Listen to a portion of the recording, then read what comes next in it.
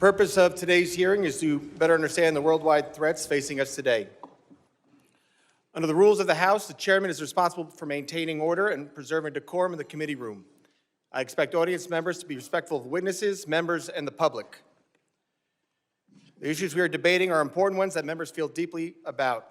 While vigorous disagreement is part of the legislative process, members are reminded that we must adhere to established standards of decorum in debate. It is a violation of House rules and the rules of this committee to engage in personalities regarding other members or to question the motives of a colleague.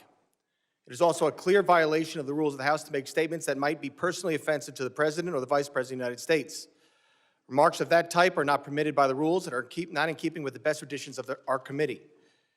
The chair will enforce these rules of decorum at all times and urge all members to be mindful of their remarks. I now recognize myself for an opening statement. Good morning. Welcome to the Committee on Homeland Security's annual hearing on worldwide threats. Our witnesses today are Homeland Security Secretary Kristi Noem, National Counterterrorism Center Director Joe Kent, and Federal Bureau of Investigation Operations Director Michael Glashin.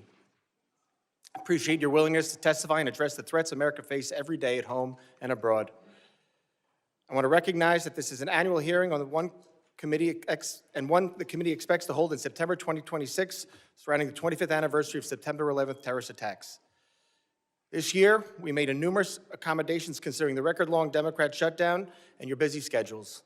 But we expect 2026 to include the Homeland Security Secretary, the NCTC Director, and as in the past, the Director of the FBI. The Department of Homeland Security and this committee were created following the attacks on September 11th and bestowed with the responsibility to secure the homeland from threats and keep Americans safe. The work your agencies do each day furthers that mission, and this committee will always be a strong partner in those efforts. I want to commend all three of you. The border is secure, the flow of drugs is slowing, and violent criminals are being taken off the streets. America is once again a symbol of global strength. However, I'm sure you'll agree it is not time to take a break. It is time for action. We cannot succeed in our collective Homeland Security mission without working together, collaborating, and striving for better. The threats we face are persistent and ever-changing. The days of strictly kinetic strikes are over. The battlefield is not the same as it was on the Western Front in 1914, nor Pacific Theater in 1941, and not even the Middle East in 2000s. In 2025, we fight our adversaries in cyberspace, we counter radicalization on the internet and in chat rooms, we resist communist China propaganda, we prepare for newfound biological threats, and we combat the flow of transnational criminals across our borders. This is why this hearing is so important. Congress must hear from the executive. Oversight is not unfair, and asking questions is not unwarranted. We must ensure the people's representatives are informed. In less than 1 year, the Trump administration has delivered historic results in securing our borders and dismantling transnational criminal networks. The commitment to restoring and maintaining a state of law and order has resulted in illegal border crossings falling to their lowest level in decades. Compared to last year, nationwide border encounters have plummeted nearly 80%. This is a testament to the administration's enforcement of law and deterrence of further uncontrolled illegal immigration. More and more, both nation-state and rogue actors are turning to cyberspace to conduct nefarious operations against the United States and its interests. Just a few weeks ago, we saw the first mainly autonomous artificial intelligence conducted cyber attack. The AI threat is no longer something out of faraway science fiction movie. Technology improves every day, and so does our adversaries' understanding of how to use it. We must be prepared. We must work together with our state and local partners, as well as the private sector, to share information to better identify and mitigate attacks. We must remain vigilant in the face of threats posed by Russia, China, and Iran. And we must harden critical infrastructure. The United States is entering an unprecedented period of hosting major international events, including 2026 FIFA World Cup, the 2028 Olympic and Paralympic Games in Los Angeles, and nationwide celebrations marking the nation's 250th anniversary. These mass gatherings will test the nation's ability to secure large crowds, safeguard foreign delegations, and maintain operational continuity amid evolving threats from nation-state adversaries, foreign terrorist groups, transnational criminal organizations, and lone actors. Trump administration is employing a whole-of-government approach to ensure these events are safe and secure. However, host cities and law enforcement shouldn't shoulder significant burdens in planning and resourcing. Persistent challenges include coordination shortfalls, intelligence sharing gaps, and jurisdictional limitations, particularly at ancillary venues such as athlete housing, training facilities, hotels, and fan zones. All of this is on the backdrop of the upcoming 25th anniversary of the horrific terrorist attacks of September 11th that took the lives of thousands across New York, D.C., and Pennsylvania. It is why I sought this chairmanship and what guides me every day in this work. We all share the same goal: keep Americans safe, regardless of the threat. I look forward to the witness's testimony today, and I hope we can work together to ensure we achieve this common goal. I now recognize the ranking member, the gentleman from Mississippi, Mr. Thompson, for his opening statement. Thank you very much, Mr. Chairman. And before I start, let me welcome Mr. Van Epps to the committee. Mr. Chairman, thank you for getting the Secretary of Homeland Security and National Counterterrorism Center Director here today. Your predecessor couldn't seem to get that done, and I appreciate your commitment to holding this hearing. Each day, we've had more examples of Republicans abdicating their constitutional oversight responsibilities. Fortunately, unlike other chairs in this body, it appears that if you are serious about this committee work being done, and I compliment you for that. As I look at the witnesses table, though, I can't help but notice that FBI Director Kash Patel isn't here with Secretary Noem and Director Kent. I'd also say that we have just been provided Secretary Noem's testimony. I've been on the committee since its inception, and I've never had the rules violated where we couldn't get testimony so members of the committee could look at it until today. Today's hearing is supposed to be one of the most important exercises of this committee's oversight jurisdiction. Each year, we hear from the Secretary of Homeland Security, the Director of National Counterterrorism Center, and the Director of the Federal Bureau of Investigation, who is nowhere to be seen today. Maybe Director Patel is too busy spending taxpayers' dollars flying to his girlfriend's concert on the FBI's jet to answer questions from Congress. Maybe the FBI director isn't here because he's afraid of scrutiny from Democrats who want to know what the FBI is doing to keep America safe. Or maybe Director Patel knows that the Trump administration itself is a threat to Homeland Security and want to hide from public accountability. On the other hand, Director Kent is here, which is good because we have questions for him about NCTC's work, as well as his comments about the January 6th insurrectionists he called, and I quote, political prisoners, unquote, who deserve to be pardoned.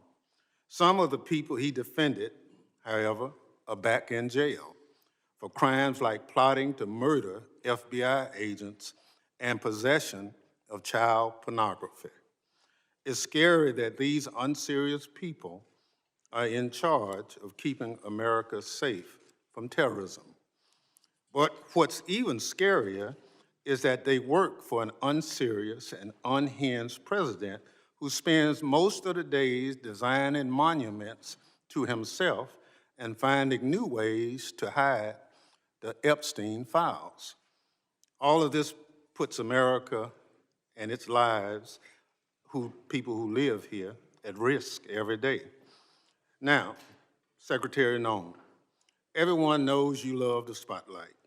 We've seen your commercials, but what you haven't provided to the committee, despite our many requests, are the questionable contracts that you've awarded to your friends to film you on the 2028 campaign trail. Unfortunately, this is nothing new.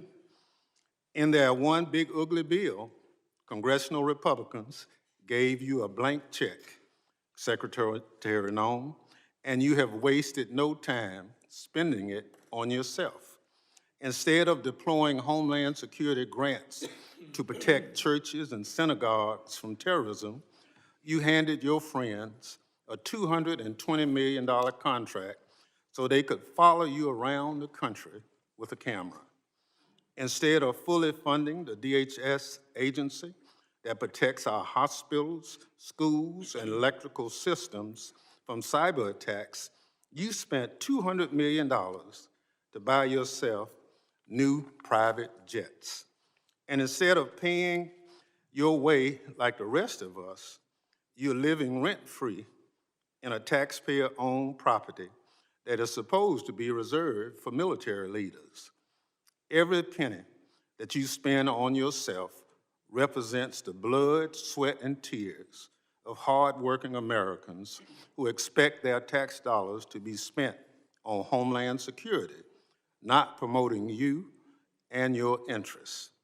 Apparently, you haven't noticed that regular people are suffering under President Trump's affordability crisis. Or maybe you, like him, thinks it's a hoax and just don't care. Either way, such corrupt behavior hurts Homeland Security. But it's not just the corrupt behavior, Secretary Noem, that hurts Homeland Security. It's also your blatant disregard for the law. You cut programs and withheld congressionally appropriated money to prevent terrorist attacks and prepare for natural disaster. You eviscerated the Office of Civil Rights and Civil Liberties, which was supposed to keep DHS from violating Americans' constitutional rights. Within your own department, you illegally fired employees and retaliated against whistleblowers who reported wrongdoings at DHS. And during a shutdown, when frontline employees were working without a paycheck, your press shop never stopped using its social media accounts to push out racist and xenophobic posts. Throughout your tenure, you've diverted resources from critical Homeland Security agencies and programs to carry out an extreme immigration agenda. You illegally ordered people deported to El Salvador, despite a federal court order and Department of Justice counsel instructing you to not do so. You illegally ignored a federal court order and shipped people off to South Sudan without due process. You are illegally blocking members of Congress from conducting oversight of ICE detention facilities, even though federal law demands that we have access. In the process of carrying out this extreme agenda, at your direction, DHS has terrorized, beaten, and detained hundreds, if not thousands, of American citizens. At your direction, DHS has illegally detained and deported American citizens, including U.S. citizen children with cancer. At your direction, DHS has illegally gassed, pepper sprayed, and put their knees on the necks of Americans, including military veterans and clergy. At your direction, DHS has illegally tackled, beat up, and humiliated United States citizens, including senior citizens. At your direction, DHS has illegally tased, maced, punched, and even shot Americans. Black and brown Americans, in particular, have been racially profiled, detained, and locked up, and sometimes with tragic consequences.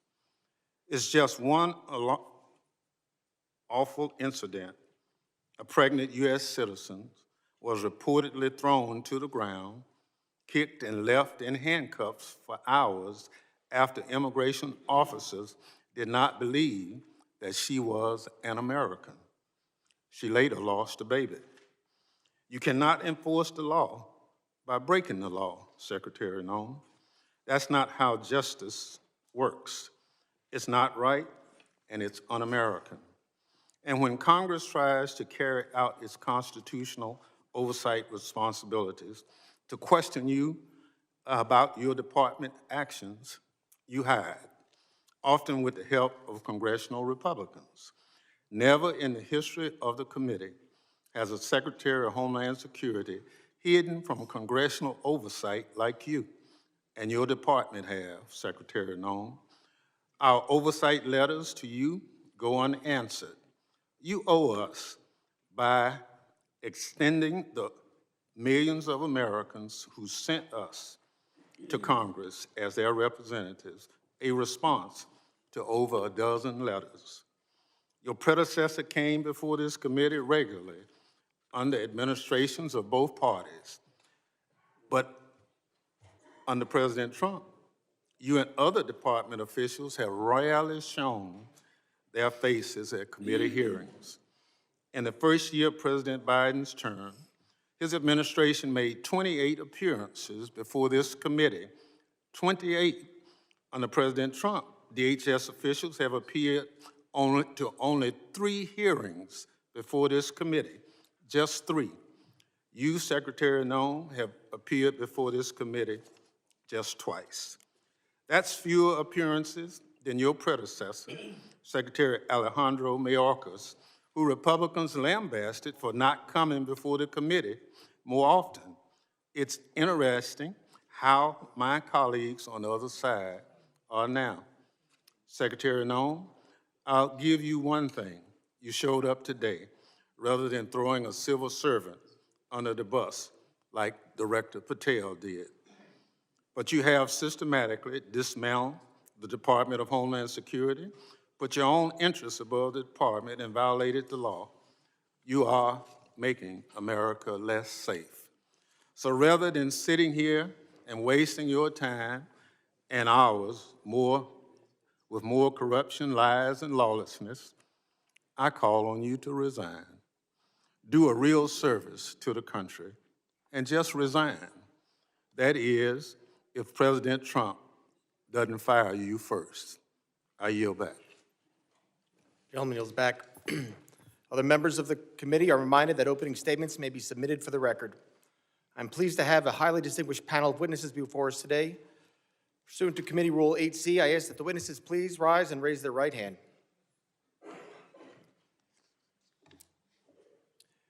Do you solemnly swear that testimony you will give before the Committee on Homeland Security of the United States House of Representatives will be the truth, the whole truth, and nothing but the truth, so help you God?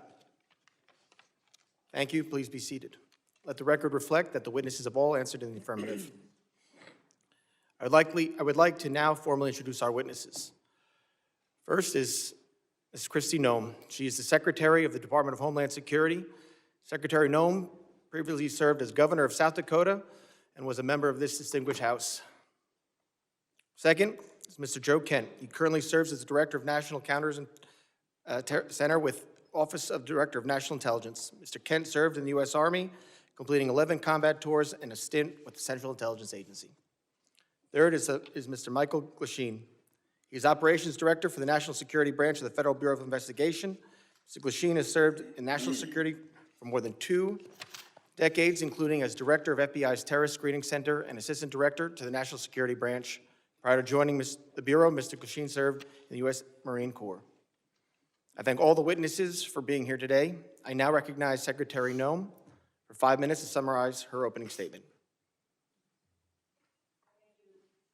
Thank you, Mr. Chairman, and thank you, Ranking Member, for holding this hearing today and inviting me to be a part of it. I'm looking forward to discussing the worldwide threats that this country faces and the work that President Trump and his administration does each and every day to make America safe again. I'm very privileged and honored today to have my family with me. I'd like to introduce them to you. Disruptions of congressional business is a violation of law, is a criminal offense under federal law. Audience members are advised to take their seats and maintain order. The chairman may now ask Capitol Police to remove and arrest the persons creating the disturbance. Get ICE off our streets! Stop terrorizing our community! Get ICE off our streets! Stop terrorizing our community! Get ICE off our streets! Stop terrorizing our community!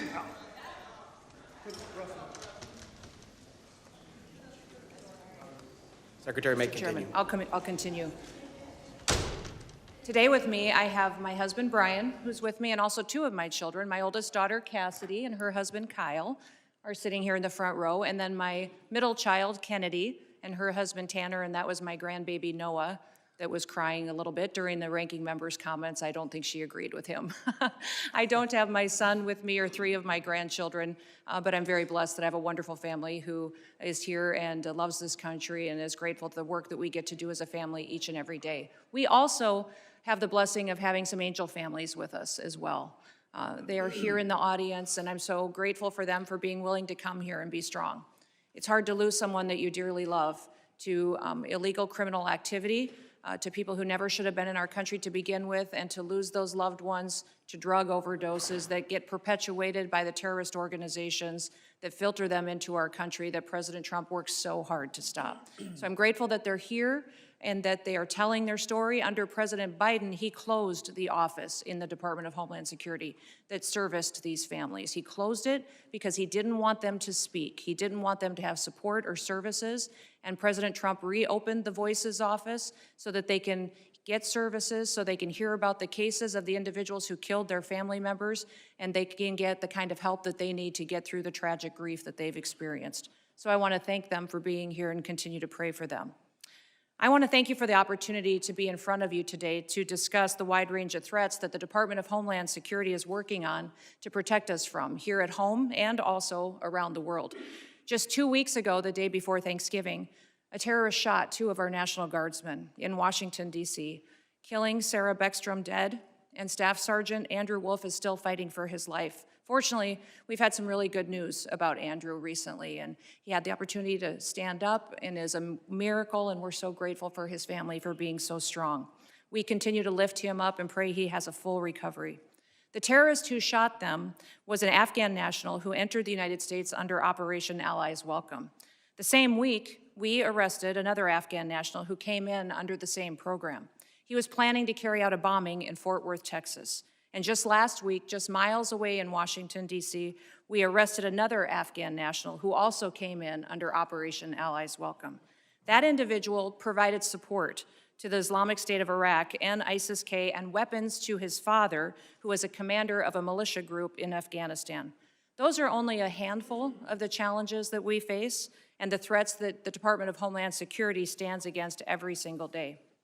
Under President Trump's leadership, DHS is securing our borders, we're restoring the rule of law, and we're protecting the homeland. DHS is eradicating transnational organized crime and the stopping of deadly drugs from continuing to be funneled into our communities. We're ending illegal immigration, returning sanity back to our immigration system, and we're defending against cyber attacks against our critical infrastructure. We have sent a strong message to criminal illegal aliens that we will find you, we will arrest you, and we will deport you. Our message has resonated to over 1.5 million illegal aliens who have gone home on their own voluntarily. At the same time, we as a country are still dealing with the mistakes, the errors, and the willful disregard of the last administration. For 4 years, the Biden administration allowed millions of people to come into our country illegally. Millions more in our country were exploited and were brought in under parole programs without even basic vetting. As a result, we've seen terrorist attacks and heinous crimes committed against American children and families by criminal illegal aliens and violent perpetuators who should have never been allowed into this country in the first place. Transnational organized crime groups, including Mexico's Sinaloa, New Generation Jalisco, and other drug cartels, they cause chaos and they harm American interests. Our critical infrastructure faces a perilous landscape, largely driven by the impact of cyber attacks from bad actors and cyber criminals. American citizens are increasingly under threat from assassination attempts, intimidation tactics, and violence perpetuated by our adversaries, radical Islamic extremists and domestic extremists. These bad actors seek to undermine our public trust. They instill fear in Americans. They destabilize the institutions that safeguard our national security. The United States is preparing to host several major public events in 2026. Most notably the FIFA World Cup and the celebration of the 250th anniversary of our Declaration of Independence. These large-scale events will be potential targets for a range of bad actors, and they come with an increased level of risk. DHS is using every tool and authority we have to ensure the safety of U.S. citizens and our visitors can enjoy next year's events. Radicalized domestic violent extremists and lone actors are a concern, and intentional targeting and murderous attacks on ICE agents in Texas, parishioners in Michigan, and 2 National Guardsmen here in Washington, D.C. are just some of the acts, the despicable examples that unfortunately are becoming too common. These threats underscore a clear need for security strategies that counter both large-scale and individualized attacks. We will remain alert in our mission to protect this country. We will protect our citizens. And as we enter into a historic year, America will be on the world stage. Our economy faces challenges from anti-competitive and illicit foreign economic practices that hurt the prosperity of all Americans. Those include economic espionage, intellectual property theft, and customs fraud. Illicit front companies often abuse the visa system to acquire sensitive U.S. equipment, information, and technology. Economic security is national security because a country that cannot feed itself, can't fuel itself, and cannot provide for itself cannot possibly defend itself. Under President Trump's leadership, we will continue to protect American interests and bolster American economic power and technological innovation to further growth and prosperity. The American people depend on the Department of Homeland Security to remain vigilant, agile, and responsive. We will never yield, we will never waver, and we will never back down. Thank you for the privilege to be with you today, Mr. Chairman, and I look forward to your continued support of the work that we do. I yield back. Thank you, Secretary Noem. I now recognize Director Kent for 5 minutes to summarize his opening statement. Thank you very much, Mr. Chairman, ranking members, and all the members of the House. I appreciate the opportunity to appear before you and discuss the threats posed to our nation. Despite the progress that we've made so far in the Trump administration, the threat posed by terrorists of all brands remains very high right now. We've made significant progress under President Trump's leadership. We have the jihadis of ISIS and al-Qaeda on the run in Iraq and Syria, thanks to the decisive action and the strikes that we've taken there recently since President Trump took office in January. However, we have a persistent threat from the individuals that were allowed into this country by the previous administration. The number one threat that we have right now, in my view, is the fact that we don't know who came into our country in the last 4 years of Biden's open borders. What we have identified is alarming, and I want to share that with you today. We just recently put out a warning of the heightened risk of terrorist attacks posed to the homeland by terrorists pretty much of all stripes, but in particular from ISIS and from al-Qaeda. NCTC has been crunching the numbers and going through the sheer volume of known and suspected terrorists that are in the country that came in under the Biden administration.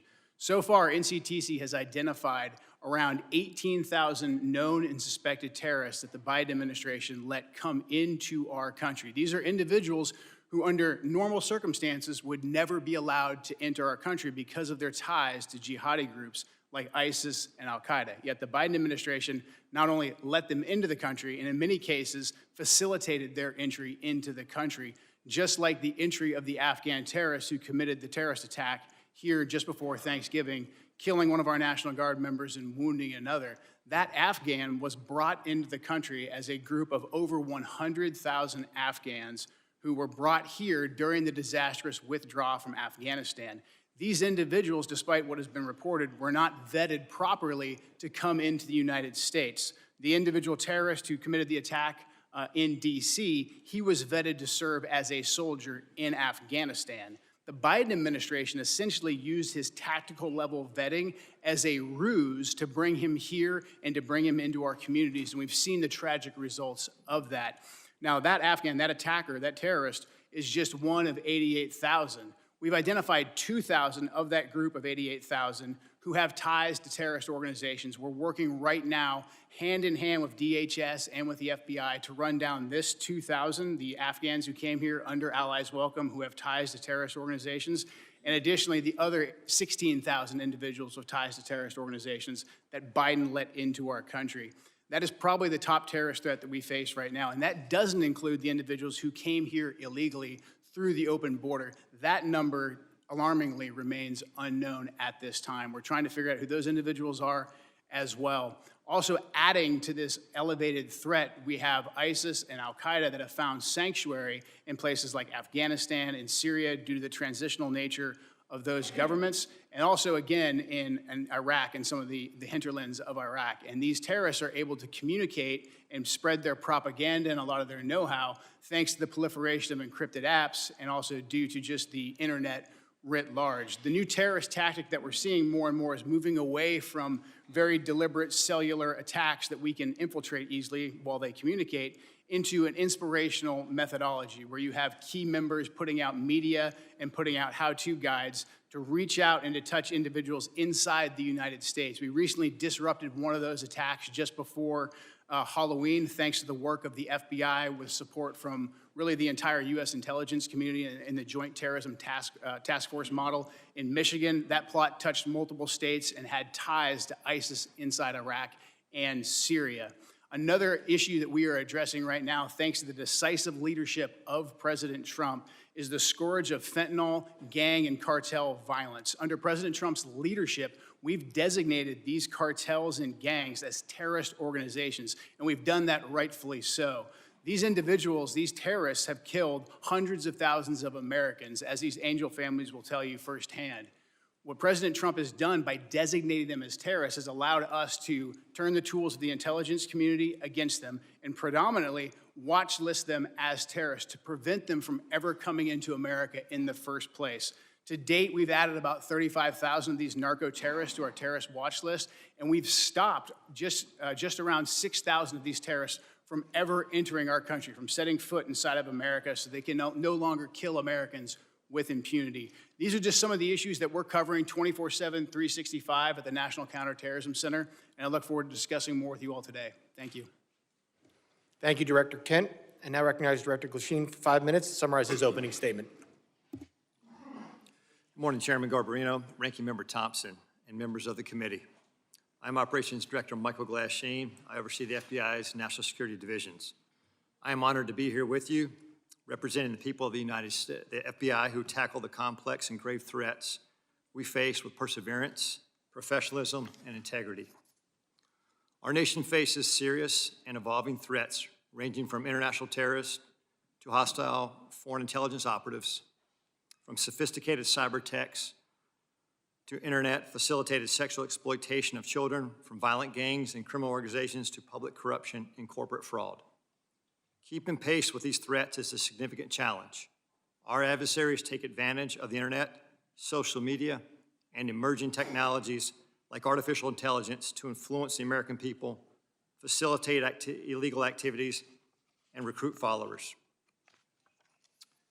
Even as 2026 marks the 25th anniversary of the 9/11 attacks, terrorism remains a persistent but evolving threat.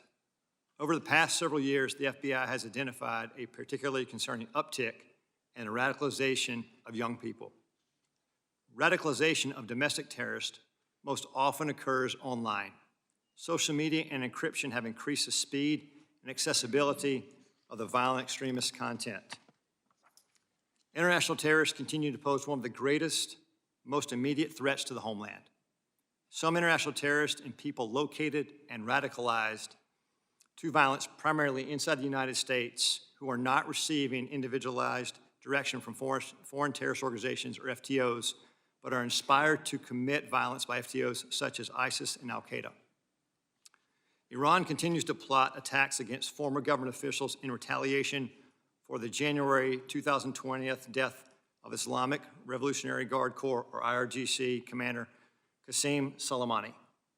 Iran also continues to provide support to its proxies and terrorist organizations throughout the world, such as Lebanese Hezbollah. China, Russia, Iran, North Korea, and criminal ransomware continue to be the top cyber threats facing the United States. And there's no clear line where cyber criminal activity ends and nation-state activity begins.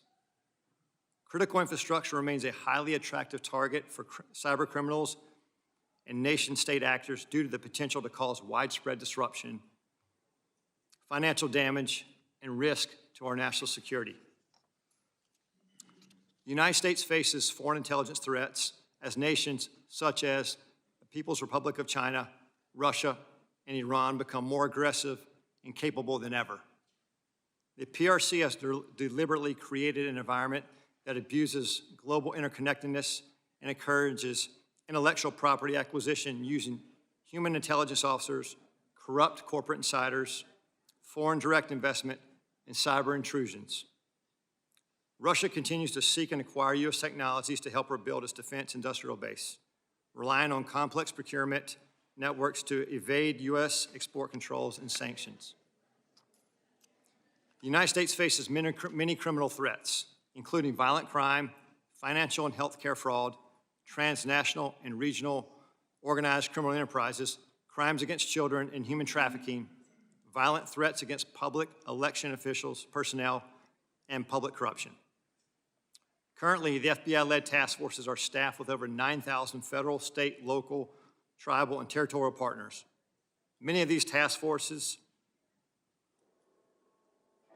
are focused on cartels, violent crime, drug trafficking, child exploitation, and human trafficking across our nation's communities. The FBI has and continues to establish strong capabilities to assess the threats, share intelligence, and leverage key technologies. We recruit the best to serve as special agents, intelligence analysts, and professional staff. Our leadership team views change and transformation as a positive tool for keeping the FBI focused on the gravest threats facing our nation.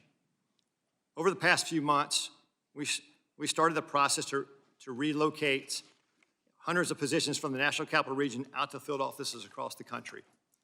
This enhancement to field resources increases our investigative capacity across our 56 field offices and enhances the FBI's commitment to addressing violent crime, gangs, drugs, counterintelligence, and terrorism threats. Our fellow citizens look to us to protect the homeland from these threats. And every day, the men and women of the FBI continue to meet and exceed these expectations. I'm proud to represent them in testimony today, and I welcome your questions. Thank you, Director Glashin. My understanding is a witness may have to leave early today. While I want to be clear, the committee did not agree to a hard stop. All witnesses are here voluntarily and are free to go. If a witness does leave, the hearing will continue with the remaining witnesses. Members will be recognized by order of seniority for their 5 minutes of question. We want to get through as many members as possible, so even though I have been lenient before with the 5 minutes, I'm directing members and witnesses that we're going to strictly enforce the 5-minute rule today. I now recognize myself for 5 minutes of questions. Secretary Noem, I appreciate you being here today, and you've been on the job less than a year, and this is the second time appearing before the committee, which I think is the norm, and I do really appreciate you being here. And I know you have a very important job to do. You oversee a lot of different sub-agencies, so I know you can't always be here in person.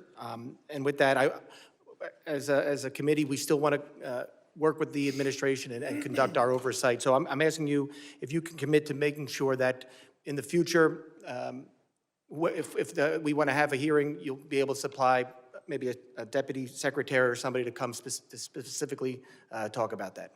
Yes, issues we want to talk about. Yes, Mr. Chairman. I really appreciate that communication, and I think collaboration between the administration and Congress is key. Secretary Noem, I also wanted to ask you, in September, the department under FEMA proposed new allocations for counterterrorism grant funding, which cut dollars to New York by 80% because of a new formula. Considering New York is consistently a top terror target, this was surprising. We're grateful President Trump restored this grant funding, and pursuant to the present direction, has the department increased the allocation to New York? Yes, President Trump did. I would say that when we look at the Homeland Security grants and how they're allocated, the formula focuses on where we see the threats today and where those communities are that need the resources. I would also inform the committee and you, Mr. Chairman, that New York City at the time of the allocation still had over $440 million in reserve that was available to them to utilize. So the intention of these grants is that communities and cities would use the dollars to build up the security measures that they need to do for a long-term impact, and that the same amount of dollars aren't necessary every single year. You need to meet the threats where they are in the country at the time the grant dollars are available. So thank you to all of you for your work on getting us dollars that we can give to grants to help secure our local communities and states. But when we're looking at cities that have hundreds of millions of dollars in reserves, we recognize that giving them hundreds of dollars of millions more may not be appropriate considering all of the threats that we have. But President Trump has sent more resources to New York City. We'll continue to meet the threats head on because that is our mission, is to make sure that we're looking at every single threat that we have. The formula that we have considered and have put in place recognizes what came over the border, where we see the infiltration going, which communities are impacted, and what we need to do to harden our systems. I appreciate that, Secretary, and I appreciate the work you're doing with the President. I appreciate his decision to send that increased money to New York. I have a question. Since this is about worldwide threats, can you discuss what DHS's most significant concerns are today for the country? I would say, Mr. Chairman, what keeps me up at night is that we don't necessarily know all of the people that are in this country, who they are and what their intentions are.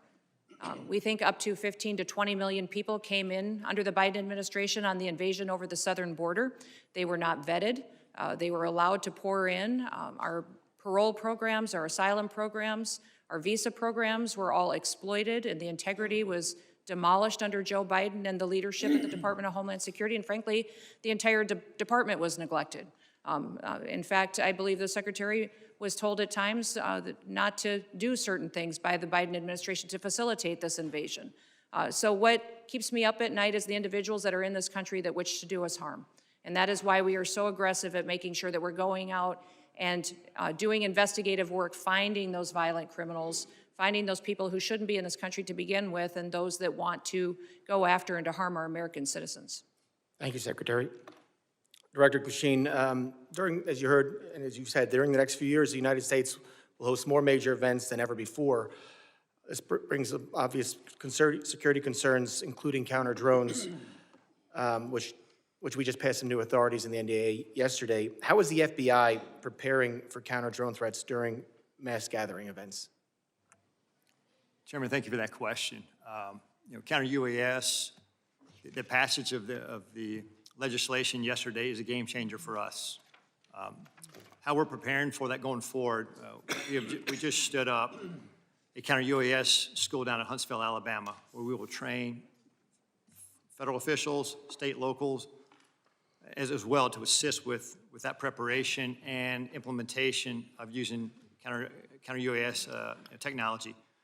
Prior to this passage, it was only the FBI and or DHS that could provide that assistance. Now that this passage of authority, it will allow us to have a greater handling of the threat to a mass event. Thank you very much. I yield back. I now recognize the ranking member for 5 minutes of questions. Thank you very much, Mr. Chairman. Mr. Glashin, will you tell me the organizations that pose on the domestic side, two of the organizations, number one, number two, threat to the homeland at this point? Can you please clarify, like, organizations? Any domestic terrorist organization that poses a threat to the homeland as we speak? I'd say the first one, President Trump had just announced executive order domestic terrorist organization, Antifa. That's our primary concern right now. All right, that's what President Trump did. What does the FBI say? We share the same view. When you look at the data right now, you look at the domestic terrorist threat that we're facing, right now, what I see from my position is that's the most immediate violent threat that we're facing on the domestic side. So where is Antifa headquartered? What we're doing right now with the organization. Where in the United States does Antifa exist? Yeah. If it's a terrorist organization, and you've identified it as number one. We are building out the infrastructure right now. So what does that mean? We're trying to get the information. You say Antifa is a terrorist organization. Tell us as a committee, how did you come to that? Where do they exist? How many members do they have in the United States as of right now? Well, that's very fluid. It's ongoing for us to understand that. The same, no different than Al-Qaeda and ISIS. No, I don't want you. I'll ask one question, sir. I just want you to tell us. If you said Antifa is the number one domestic terrorist organization operating in the United States, I just need to know where they are, how many people. I don't want a name. I don't want anything like that. Just how many people have you identified with the FBI that Antifa is made of. Well, the investigations are active. So you wouldn't come to this committee and say something you can't prove, I know. I know you wouldn't do that. But you did. Madam Secretary, you and the gentleman from NCTC reference the unfortunate accident that occurred with the National Guardsman being killed. You think that was an unfortunate accident? I mean, It was a terrorist attack. wait. Look, I'll get it straight. Then you can He shot our respond. National Guardsman in the head. Look, Mr. Chairman, will you direct the witness to allow me to ask my question? It was an unfortunate situation, but you blamed it solely on Joe Biden. I want you to know who approved the asylum application for this same person. Mr. Thompson, this individual that came into the country. No, I want to know who approved. Congressman Thompson, I want you to understand. no. When this individual came into the country, he I'm came under not going to let you. evacuation of Afghanistan under Operation Allies Welcome, was thoroughly vetted by the Biden administration at that point in time, allowed into our country, and then was never followed up. I want to remind everybody in Congress. Reclaim my time. We follow the law, and every asylum is supposed to have a check-in every single year, and the Biden administration failed to do that. They vetted this individual, allowed them into our country, and did not do due The diligence. witness will allow the gentleman to ask his question. Yes or no? Who approved the asylum claim? The application on the asylum was thoroughly filled out by information that was gathered by the Biden administration. So the His Biden asylum- administration approved the His asylum. asylum application was put into place under the rules established by the Biden administration. Reclaiming my time. I don't want to file perjury charges against you, but I'm of the opinion that the Trump administration, DHS, your DHS, approved the asylum application. The asylum application moved forward under all of the information and vetting processes that were put in place under the Biden administration, which is when vetting happened. And that's what President Trump has changed. Under President Trump's administration. Reclaim my time again. When It's obvious you don't want to answer the question. Mr. Kent, do you want a shot at it? The individual was vetted to serve as a soldier in Afghanistan, and that vetting standard was used by the Biden administration as a ruse to bring him here. Had we followed the standard operating procedures for special immigrant visas, Reclaim that. that individual and none of the Allies Welcome people would have come to America. That's on Joe Biden. Gentleman's just time has answer the- expired. That was the answer. Point of order, Mr. Chairman. That was a murder that took place in D.C. It was not an unfortunate incident. And those comments are effing disrespectful. Who is that? I expect better from the It's not a valid point of order. I will now recognize the gentleman from Texas, the former chairman, Mr. McCall, for 5 minutes. My name is Chairman. Madam Secretary, great to see you. This hearing reminds me of the novel A Tale of Two Cities. They see it, the Dems see it as the worst of times, but I see it really as the best of times. And what do I mean by that? Under the Biden administration, 15 to 20 million illegal aliens, unvetted, as you indicated, came into this country. What I think most disturbing is Director Kent's testimony. 18,000 known or suspected terrorists got into this country under the Biden administration. That's why we impeached Mayorkas. I was one of the managers. He told his Border Patrol, you don't have to pay attention to federal law when it says shall detain aggravated felons. He disregarded federal law and says, you know what, may detain. It's discretionary. And guess what? We have thousands of aggravated felons now, or if not millions, in this country today. That was the worst of times. Let me go to the best of times. Most secure border I've seen in my 22 years in Congress. And I've dealt with this for a long time. Coming from Texas, being chairman of this committee, the daily crossings are 95% down from the prior administration. That's the best of times. Zero catch and release. My very first bill in Congress 22 years ago was to end catch and release. 22 years later, we finally have achieved that goal. That, Madam Secretary, is the best of times, an all-time record low. America is safer today.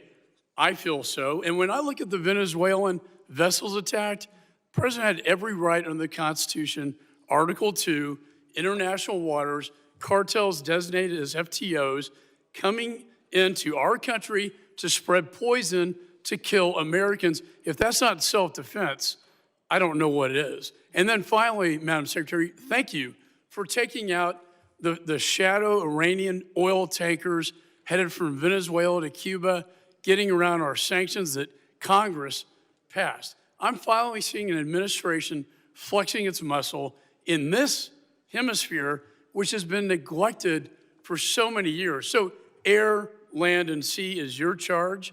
It's the military's charge as well. I see the land secure. I see the maritime borders getting more secure, and I applaud you for that. On the air secure piece, I chair the Special Events Task Force. That's FIFA, the Olympics, the 250th anniversary. Drones are the biggest threat as I see it. I see it in Ukraine in its conflict with Russia, and I see it across our border, and I see it at these events. If you could update me, and with the new NDA authorization to allow federal, state, and locals to work together to identify hostile adversary drones and take them down, can you tell me how that will impact your ability, Madam Secretary, to better secure these special events? Yes, thank you, Congressman McCall, and thank you for your leadership. I understand you're retiring, and I'm sad about that. You've been a statesman. Thank you for serving with such dignity. Thank you. The counter-drone and drone technology that is out there today, frankly, our authorities haven't kept up with.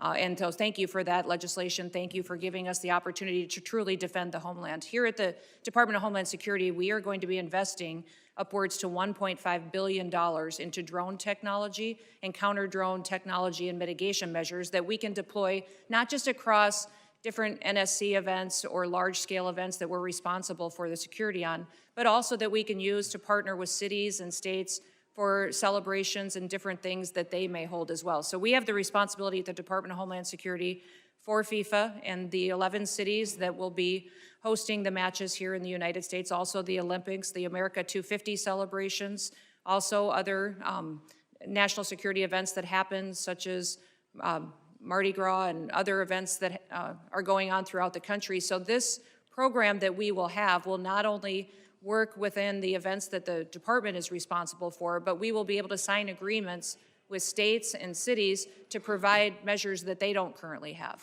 And we're working with the FAA as well to get what we need to be able to operate. And we don't want just to detect, we don't want to just monitor, we need to mitigate. We need to take these drones down. We need to. If I could add, my time's going to expire. There is so much technology out there today, counter-drone technology, that I've been working to get into Ukraine to protect them from Russian drones that we can deploy at these events. I'd love to visit with you on that at a later date. And thank you for your service. Yeah, thank you. Gentleman's time's expired. I now recognize the gentleman from California, Mr. Correa, for 5 minutes of questions. Thank you, Mr. Chairman, and I agree with my colleague from Texas. It is a tale of two cities. Secretary Noem, Trump administration, you're going after the worst of the worst criminals, and we agree with you. The problem is 70% of the people you've arrested have no criminal record. You're going after non-criminal immigrants, U.S. citizens, and permanent legal residents. Donna Hughes Brown, Irish citizen, green card holder, 48 years in the United States. She also happens to be the mother of a U.S. Marine, sister to a retired Army colonel. She's in ICE detention since July. She tried to come back from Ireland, arrested, has been there since then. Her crime? She wrote 2 bad checks for less than $80 a decade ago. You arrested her, she's in custody. Her husband, Jim Brown, came to us and told us her story. Jim told us, I voted for President Trump because he promised to go after criminals in our community and not people like my wife. If I can, I'd like to play a video for you.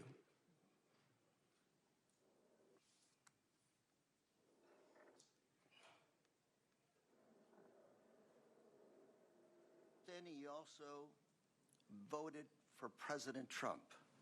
Yes, sir. Why did you vote for him? Because I was an idiot.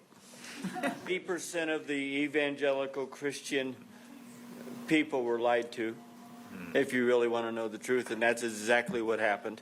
They said criminal, and I believe criminals need to be off the street. I just want to make sure people watching this understand who you are. My wife and I, when we don't work, we're ministers. We help the needy. That's what we do. And that's who they're arresting.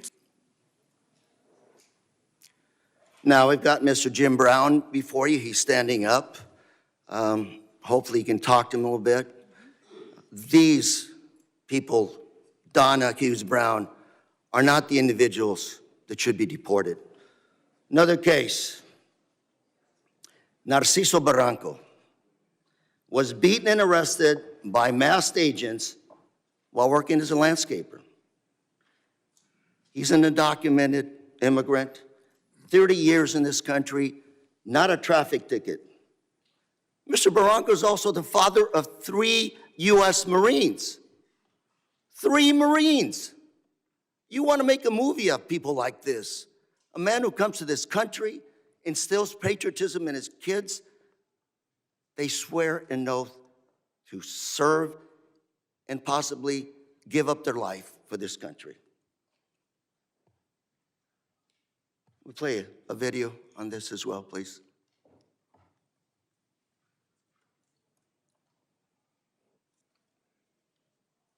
Masked federal agents were filmed pinning a man to the ground and repeatedly striking him in the head and neck before putting him in an unmarked car. The man in the video has been identified as Narciso Barranco and is the father of 2 active duty Marines and 1 Marine veteran. The Department of Homeland Security said an illegal alien was arrested by Border Patrol agents after he, quote, assaulted federal law enforcement, adding that Barranco, quote, swung a weed whacker directly at an agent's face. Video shared by DHS and reviewed by CNN shows Barranco running with a weed whacker, but does not show him striking officers. I also have with us today Alex Barranco behind you, a retired Marine. That's his father. And Alex, on behalf of myself, members here, I want to thank you for your service to our country, and we also thank your brothers for serving our great country. Thank you very much. Got another case. George Rete, 25-year-old, native of California, my home state. He's a U.S. citizen, Army veteran who served in Iraq. Well, on his way to work, he came to an immigration checkpoint, pulled over. I don't know where officers deployed tear gas on him, broke his car window, pepper sprayed him, and dragged him out of his car. An American citizen held for 72 hours without any charges, wasn't even given the opportunity to shower, to wash off that paper spray. Gentleman's time's expired. I now recognize the gentleman from Mississippi, Mr. Guest. Mr. Chairman, I have 2 articles I'd like to present for the record. Unanimous consent. Under President Trump, an agency intended to keep Americans safe has diverted resources from child abuse, trafficking, and terrorism to immigration enforcement. Second is this letter from my Orange County Sheriff, Don Barnes, essentially talking about all the individuals under Prop 50 referred to ICE, 2025 year-to-date, 50 of them. Without objection. ICE never showed up to pick them up. Without Mr. objection. Chairman? I will Mr. Chairman? entertain, Chairman? I will entertain UCs at the end of the hearing. I want to entertain all UC motions at the end of the hearing. We have witnesses. I want to make sure everybody has time. So if we do this now, we do have a witness has to leave. You're just going to be taking time from other members. But I will entertain UC motions at the end of this hearing. I now recognize the gentleman from Mississippi, Mr. Guest, for 5 minutes. Thank you, Mr. Chairman. Madam Secretary, it's great to see you again. Thanks for appearing before us again. I want to echo some of the remarks of Mr. McCall. I want to first thank you. I want to thank the men and women who serve under your command for the incredible job that you have done over the last 12 months. we have seen that you are active in enforcing the rule of law. We have seen a border that is as secure in our lifetime as we have ever seen. You mentioned in your opening statement, over the last 4 years, we saw somewhere between 15 to 20 million illegal immigrants enter the country.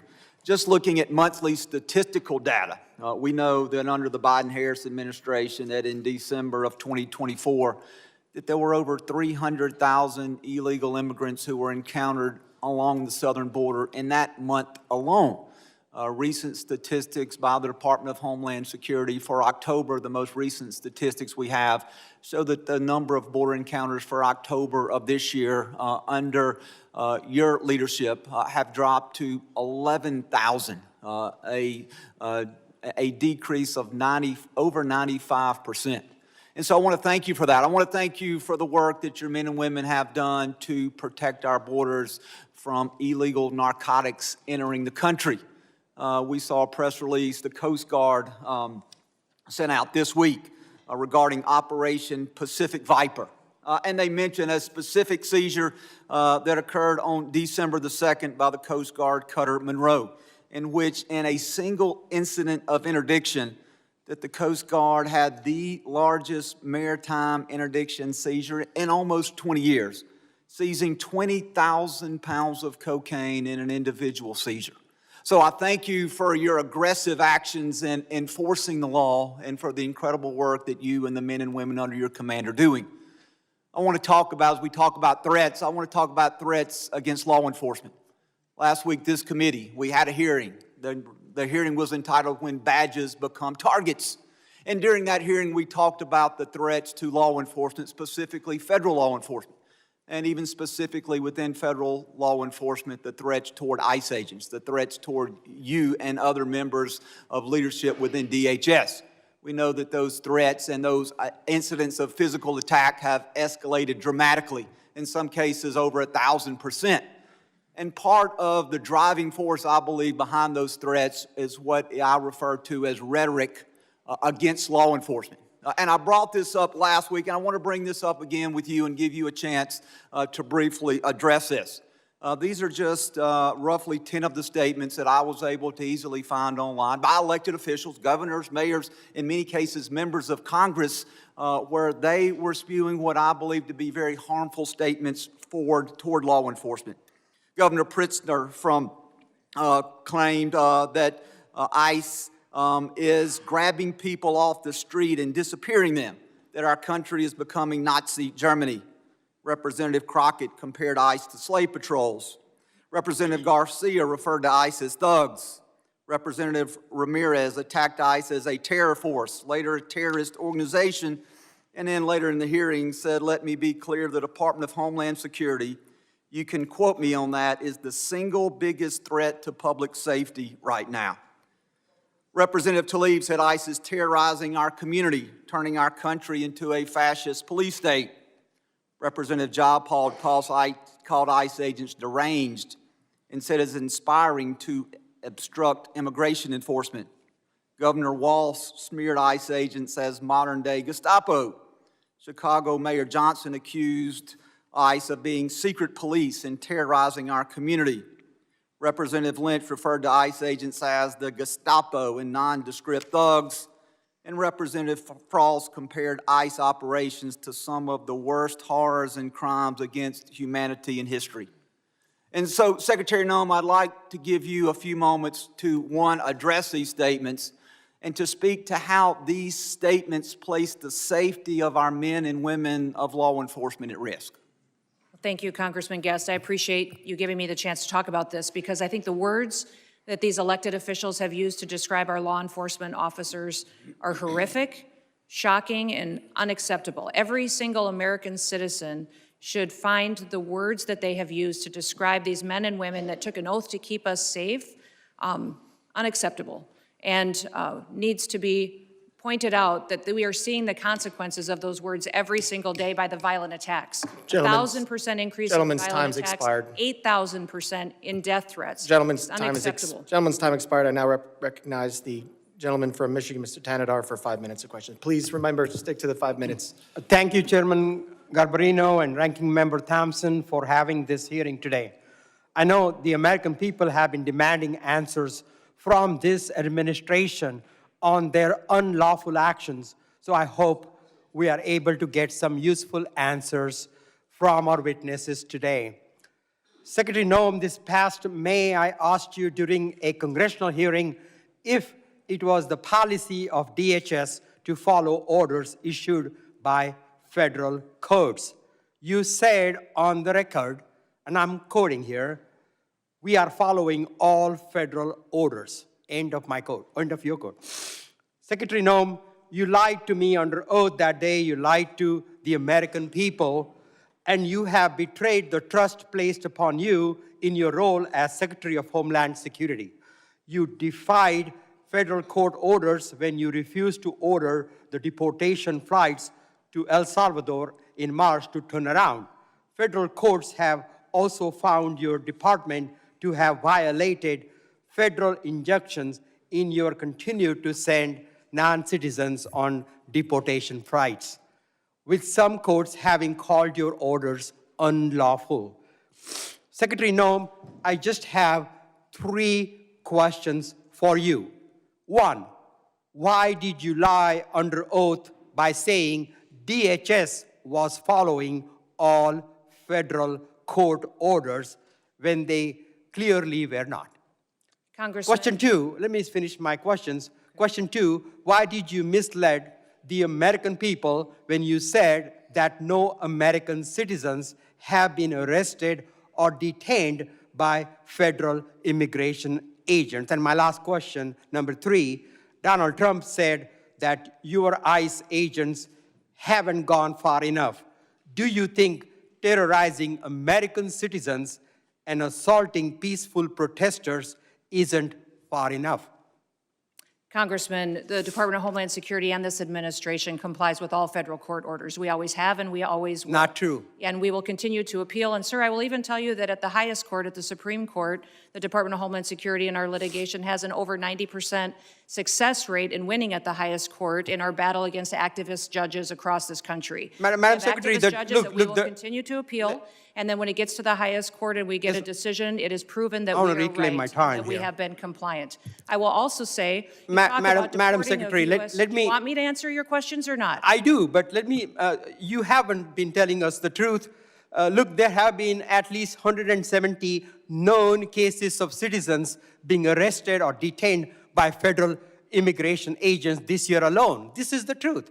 Are you lying to the American people right now by denying these reports? When we are doing our targeted enforcement operations against criminal illegal aliens, individuals that are in that area may be detained until we verify who they are, and then they are released. This has been done for years, and every single law enforcement operation that has always happened, we follow the same protocols, and we continue to do that. We have never once detained or deported an American citizen.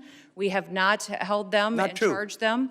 When we find out Not and verify their identity, then that is when they are released. You also asked about ICE agents going far enough. Sir, I will tell you that every single ICE agent, CBP agent, federal law enforcement officer that's out there doing their work every day, none of them will rest until our communities are safe. None of them will rest until Secretary terrorists Noem, and it criminals is a fact that off you of our ignored federal streets, orders. and our children and our grandchildren can grow Let up me in a reclaim country my that time truly here, is please. safe. Let me reclaim. Secretary Noem, it is a fact that you ignored federal court orders in March and in May of this year.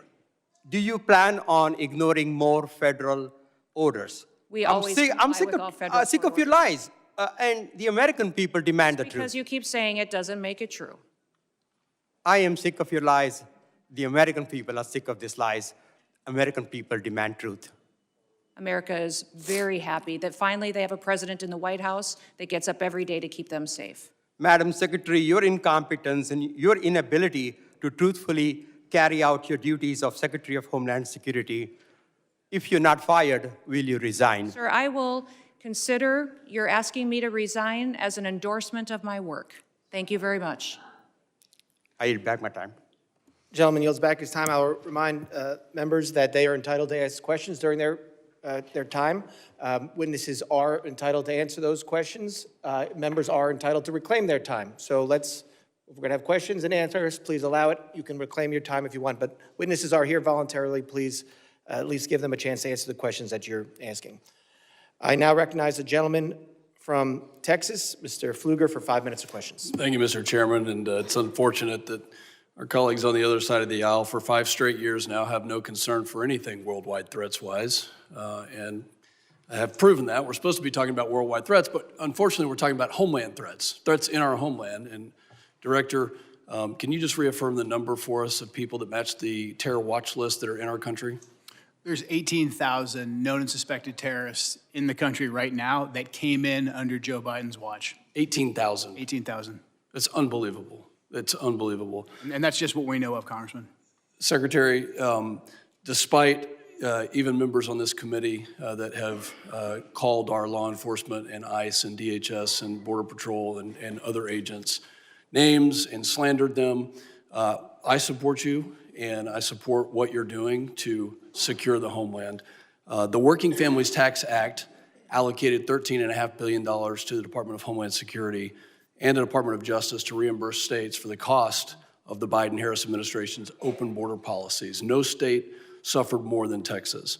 Fentanyl, drug and human trafficking, violent crime, stress on local emergency response services caused substantial damage to my district, to our state, to my constituents, to people that live and work in Texas. And in response, our state launched Operation Lone Star to secure the border when the Biden administration abdicated their responsibility to do that. We built miles of border wall, we had other barriers, we deployed state troopers, National Guard to deter the invasion that we suffered during this time period, which cost our state over $11 billion. And so as part of this Working Families Tax Act, we allocated $13.5 billion to reimburse those states. Last month, along with our senators, I led the Republican Texas delegation in sending a letter to you and Attorney General Bondi highlighting this and requesting that the state of Texas be fully reimbursed. And I wanted to get a status on that reimbursement today. Yes, thank you. And we still to this day remain incredibly grateful to the state of Texas for their leadership during that time. That was challenging times,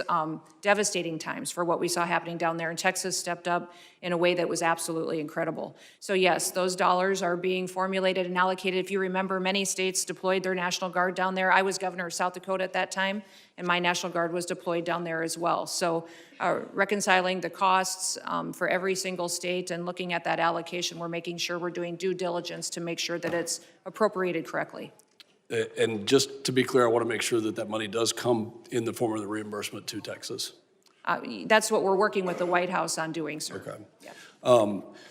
When it comes to what Director Kent talked about, these 18,000 people, can you give us an idea of who these people are, what type of threat they pose to us? We saw it wasn't some accident. This was an assassination and a murder.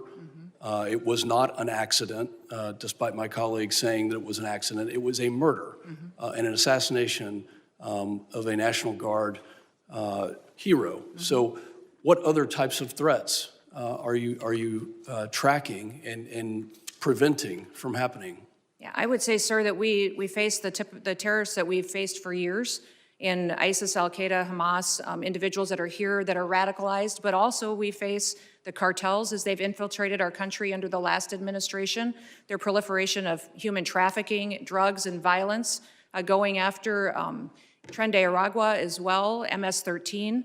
Those individuals are still a very real, clear danger every day on the streets, and we encounter them, arrest them, and deport them and bring them to justice each and every day. Beyond that, sir, you even have gangs in cities that are localized that are terrorist organizations. The Latin Kings in Chicago are absolutely terrorists to their communities, and we work every day to make sure that we're protecting those communities. So I could not prioritize one over another because they're all killers. They're all killers, and they all are destroying families each and every day. For both you and Director Kent, do terrorist organizations around the world, such as ISIS, Al-Qaeda, and others, still have an intent to attack America, to attack our homeland, to utilize every method? Absolutely. Our intelligence and our information that we deal with every single day is addressing those threats on our streets here in the United States. Director Kent, can you give us an idea of what those tactics, techniques, and procedures could be that we need to stay alert of?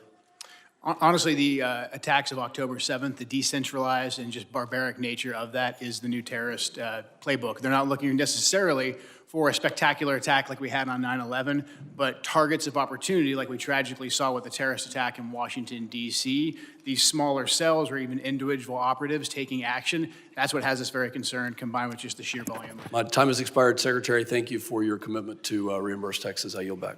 Gentleman's time's expired. I now recognize the gentleman from Rhode Island, Mr. Magaziner, for 5 minutes of questions. Madam Secretary, how many United States military veterans have you deported? Sir, we have not deported U.S. citizens or military veterans. I don't believe you served in the military. I haven't either, but I think you and I can agree that as Americans, we owe everything to those who have served our country in uniform, particularly those who have served in combat. Do you agree with that?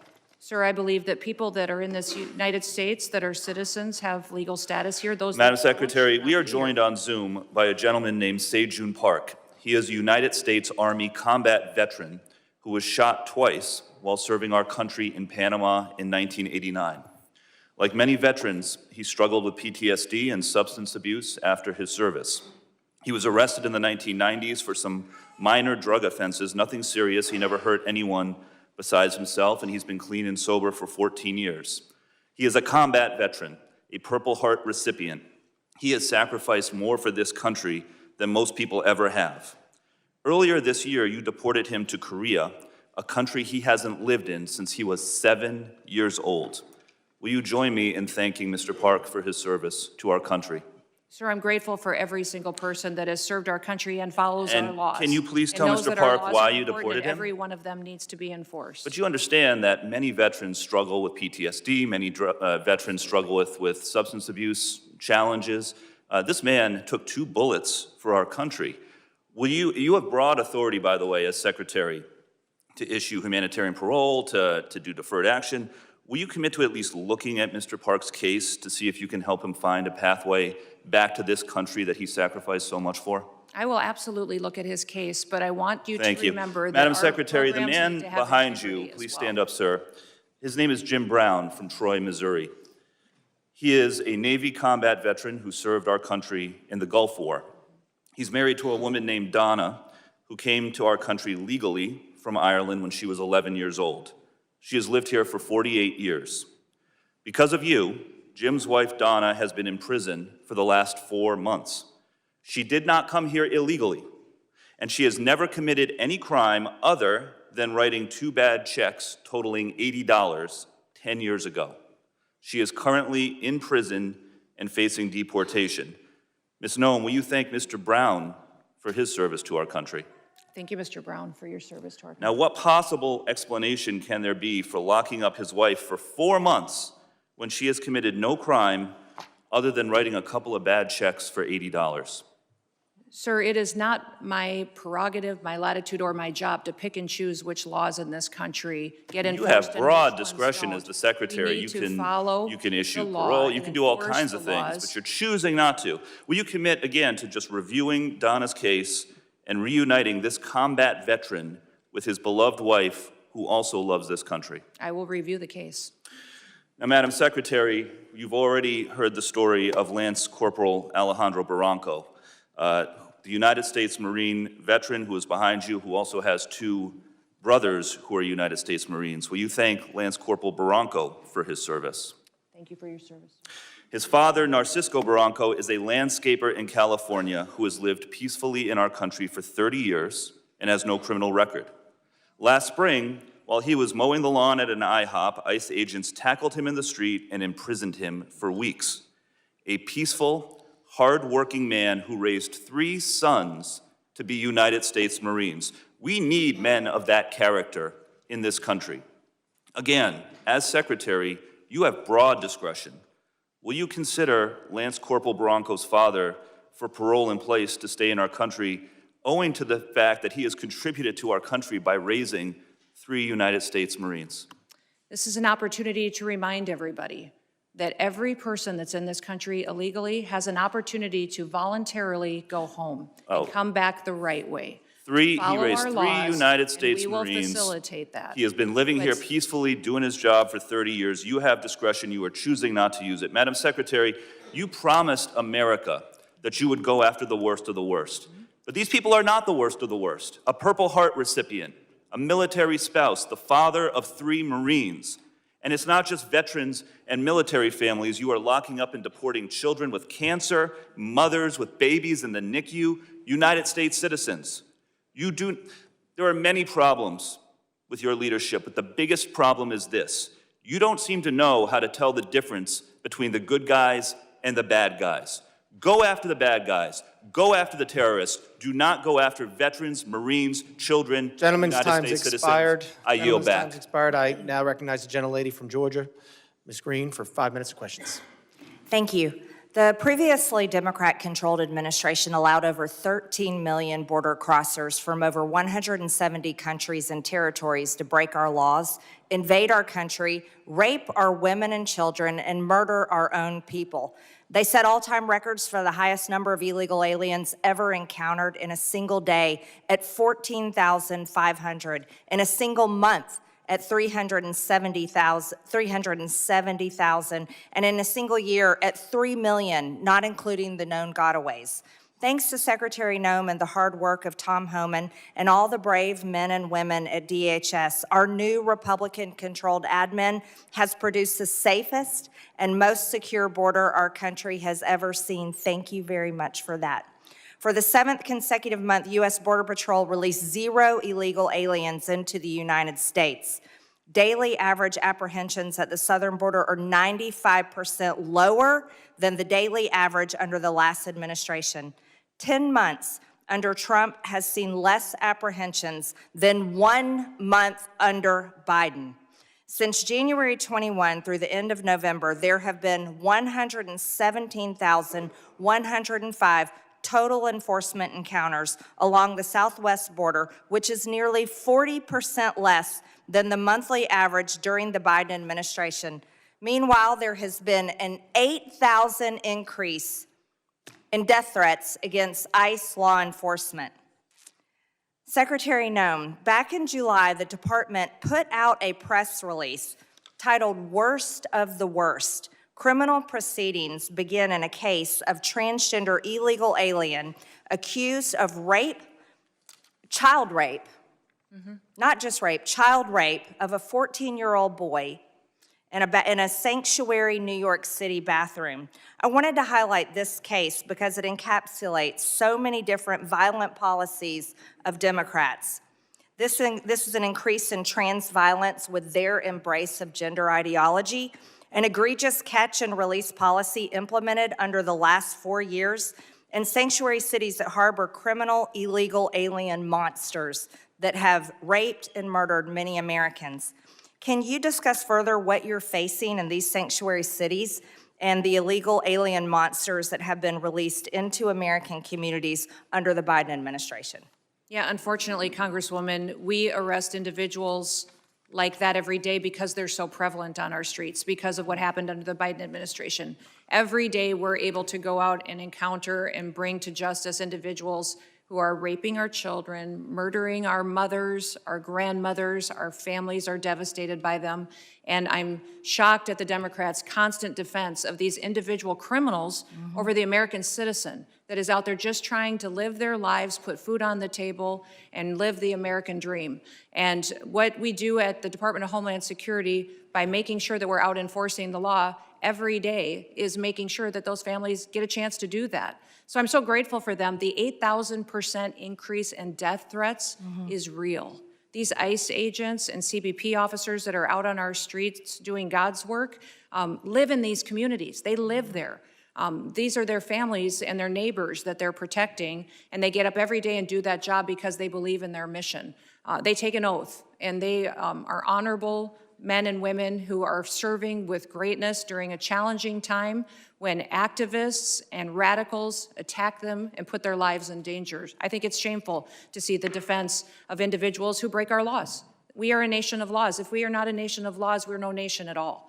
And that is what we are doing every day, is following laws. If you guys don't like the law, go change it. That's your job. You don't complain. I was raised by a dad who said we don't complain about things. We fix them. Well, go fix them. If you don't like the law, quit bellyaching, quit hitting and attacking our ICE officers, quit going out and protesting and screaming vile things at them, quit calling them names. We wouldn't let our children do that. Go do something that actually matters by having an honest debate and changing the law. That's your jobs. You all should be fired, in my viewpoint.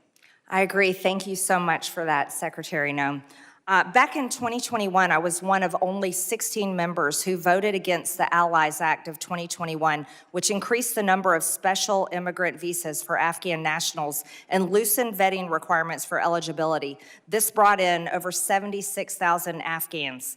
Director Kent, what actions are being taken to identify and remove any of the 100,000 Afghan nationals admitted under the Biden admin who may have ties to terrorism, like the one who shot 2 National Guard members, tragically killing Sarah Beckstrom here in Washington, D.C.? I'm sorry, gentlelady's time has expired, but Can he just answer no, we're quickly? keeping everything quick to the 5 minutes. I'm sorry, but gentleman from New York is now recognized, Mr. Goldman, for 5 minutes. Secretary Noem, let's talk about the law. Do you agree that asylum is a lawful pathway to immigrate to this country? Yes or no? There's an asylum program, yes, in place. All right. So It wasn't immigrants used under then the with Biden ongoing asylum applications are legally in this country, correct? Excuse me, I'm sorry. Your question was? Immigrants with ongoing asylum applications are legally in this country. There are individuals in this country that have applications that And they are legally here because it's a lawful pathway, right? it's a lawful pathway. Okay, so if your department then deports anyone with an ongoing asylum application, you are violating the law, correct? Joe Biden left us with. I'm not asking about Joe Biden. I'm asking you a specific question. If your department deports anyone with an ongoing asylum application, you are violating the law. Is that correct? It was greatly violated when they allowed. I'm asking you. People to come I'm in and asking you. granted asylum applications. Why are you filibustering? Why can't you answer the question? It's a simple question. Your president. If your department your secretary deports did not anyone follow the law with an ongoing asylum application, you are violating the law. Isn't that correct? The asylum program was broken under the last. Mr. Chairman, I will reclaim my time. She's not answering the question. But the obvious answer is that, yes, if you follow a lawful pathway, asylum is a lawful pathway, if you have an open asylum case, you are here lawfully. But the problem that we are seeing around the country is that you are not following the law. Don't tell us to change the law. If you don't like the asylum system, you change the asylum law. Bring it to us. We'll work with you. I think it needs to be changed. But you can't just decide that you're not going to follow the law, and asylum is a law, and deport people who have ongoing applications. Unfortunately, that is exactly what's happening. It's happening across the street from my office right in New York City. Numerous, thousands of people who have come to court appearances, have left them with open asylum applications, have been arrested. And then they've been shipped off and many deported. In September, one applicant was ripped away from his wife and small children after such a court appearance. And then this happened to his wife. Please play the video. No, it's not. It's not this one. All right, it's not this video. Here it is. I'm yours. Oh, come on, man.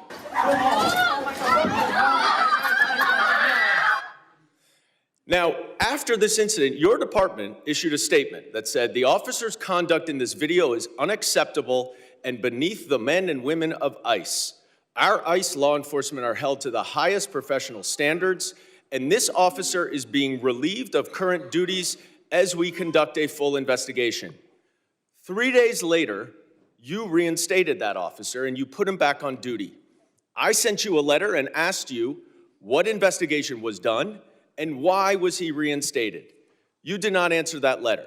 So I'm going to give you an opportunity right here. to explain to me that if that officer's conduct was, quote, beneath the men and women of ICE, unquote, why did you reinstate him?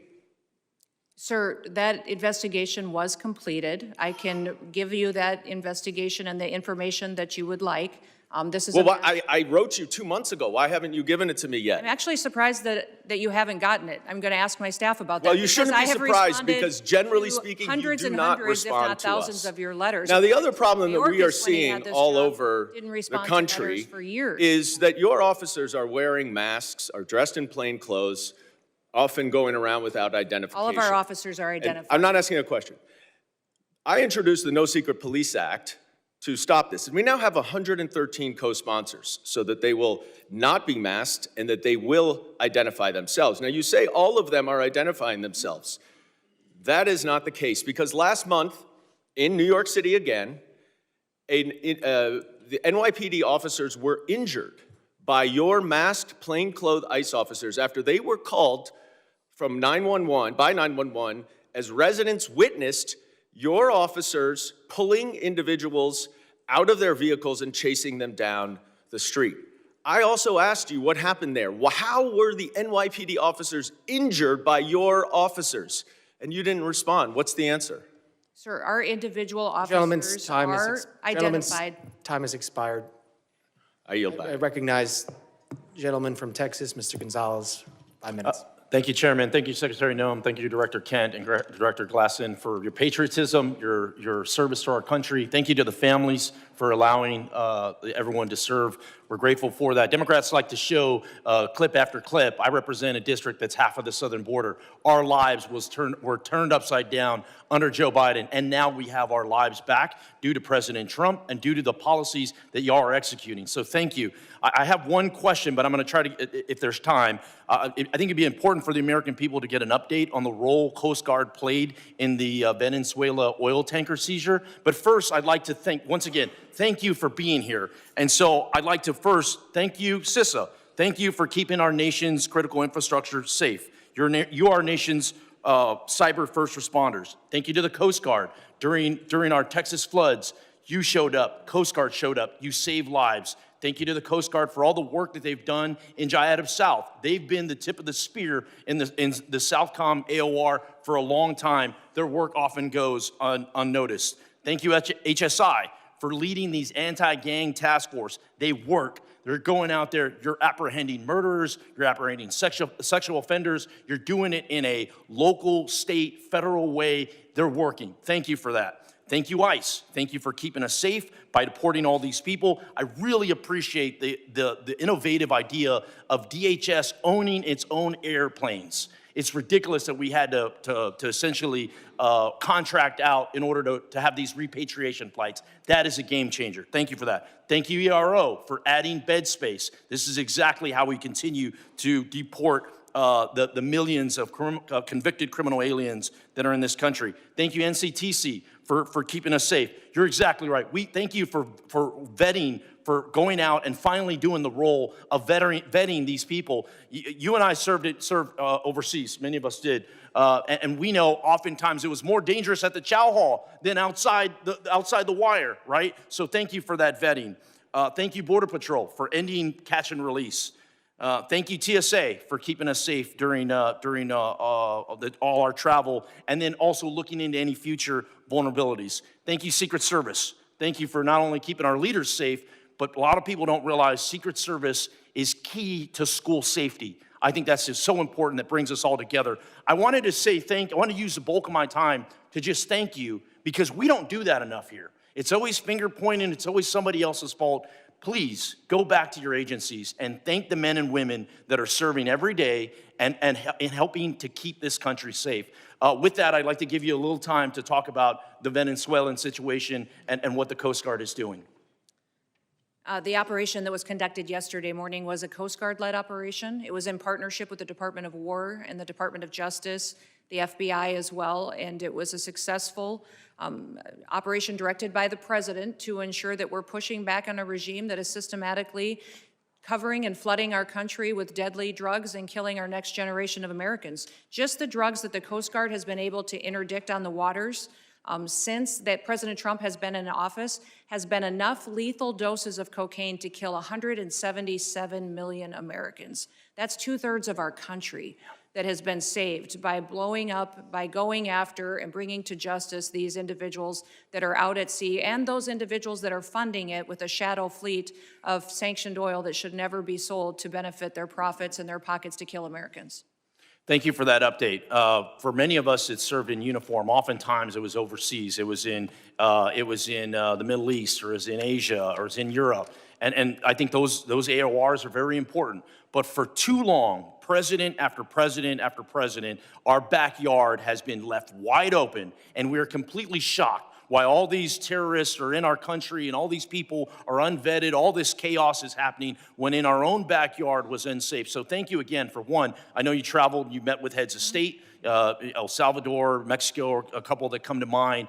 But I just want to thank you and for making our backyard a priority and ultimately to keep Americans safe.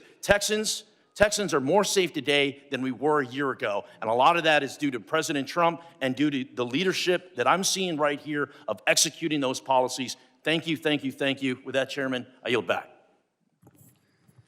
Gentleman yields back.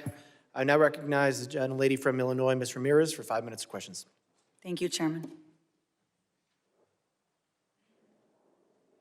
American citizens have been arrested or detained. We focus on those that are here illegally. Secretary Noem, you lie and you lied to the American people. I will be including into the record an article by ProPublica from October 16, 2025, entitled, "We found that more than 170 U.S. citizens have been held by immigration agents. They've been kicked." There's nothing smiling about U.S. citizens. I'm sorry, that's very inappropriate. Let me continue. Okay. They've been kicked, dragged, and detained for days. The next one. The Trump administration has specifically targeted the worst of the worst. The individuals that we are going after are those that are violent criminals, those that are breaking our laws. Secretary Noem, again, you lied to the American people. I will be including into the record an article by the NBC News from December 7, 2025, entitled, "ICE has arrested nearly 75,000 people with no criminal records, data shows."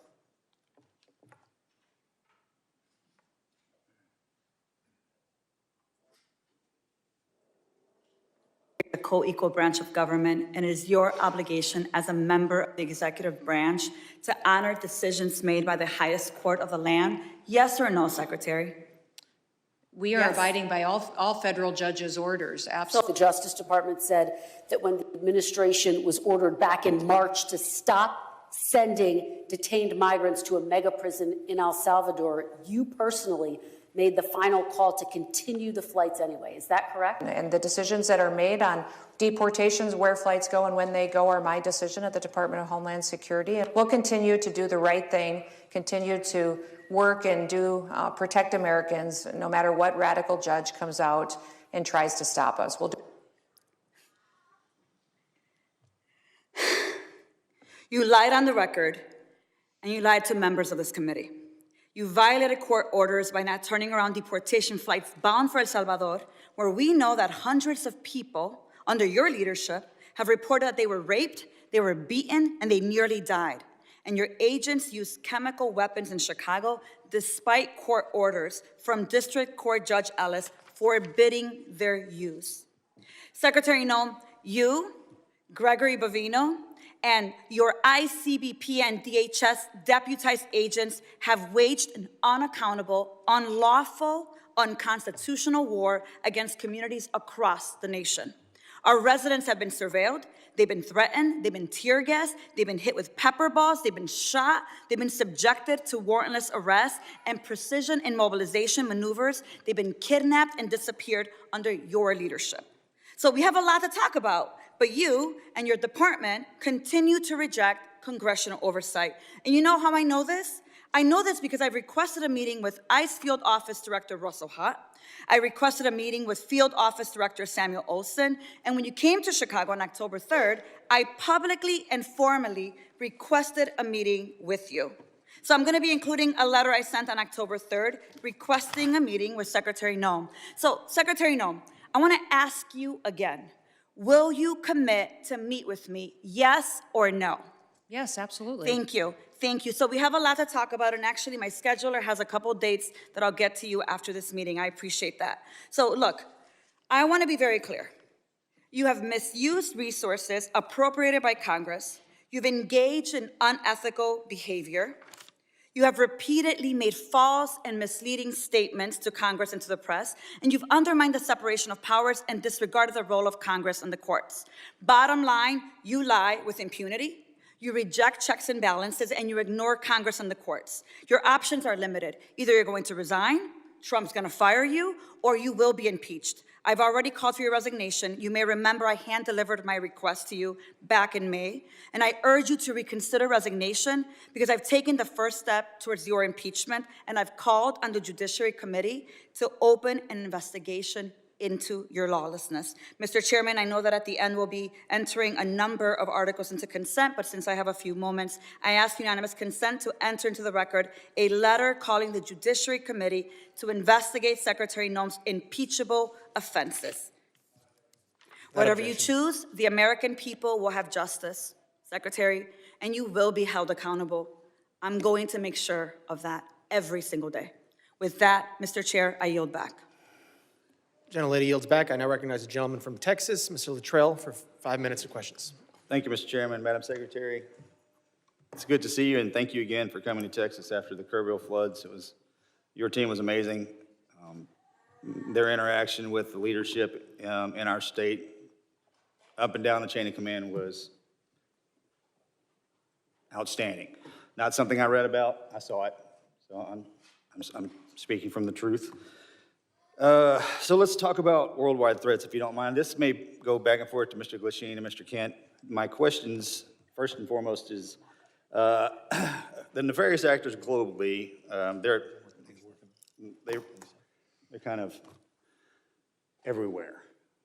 And as we try to protect the motherland in a cyberspace, air, sea, and land, something that's come to my attention in the committee hearing we had earlier, undersea cabling. And I don't know if you're a subject matter expert on this. I really wasn't until this hearing. But a large amount of our information flows under the water, something that most people aren't aware of, but I can assure you that the bad actors globally probably are. Now, it's multi-jurisdictional from what I understand. It's the Department of Justice, it's Department of War, and then it's Department of Homeland Security. And they kind of juggle these, kind of juggle the effort. Can you give me some insight on the protection mechanism that Homeland Security has for our undersea cabling? And I consider this a very viable threat specifically for information flow, considering everything that goes back and forth across the water. Can you give me a kind of a high-level briefing considering the atmosphere of what we're looking at?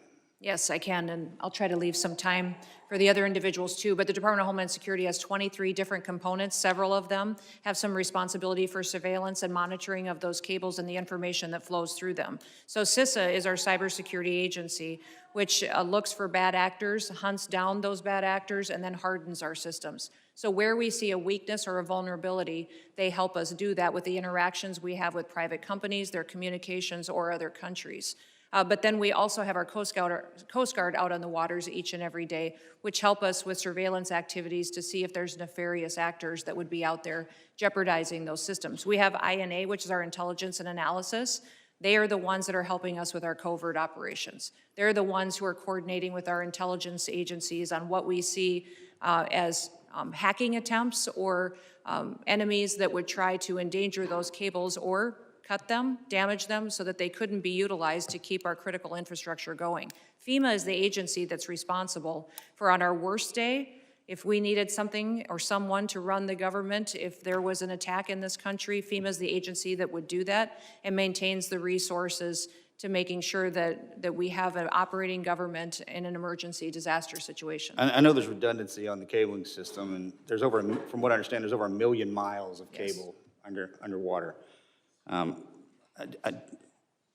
want to make sure that we have enough protection in place So the ripple effect is not catastrophic to the country. Mr. Kent, you got something to add there? I was going to shift over to Mr. Glashin. In terms of undersea cabling, no, I do not. Okay. Mr. Glashin, I have a question for you. So as far as trafficking, human trafficking, drug trafficking, this always hurts me to say this, but Houston, Texas is in my district, and it is the worst city in the country for sex trafficking in the country. I just cannot believe that. What is the FBI doing amongst other agencies? You just happen to be sitting here in front of me. And Madam Secretary, you can probably jump in on this too. Enough's enough. I understand the complexities of the World Wide Web and how these bastards are doing this, and we can't seem to grab a hold of them. What's the answer?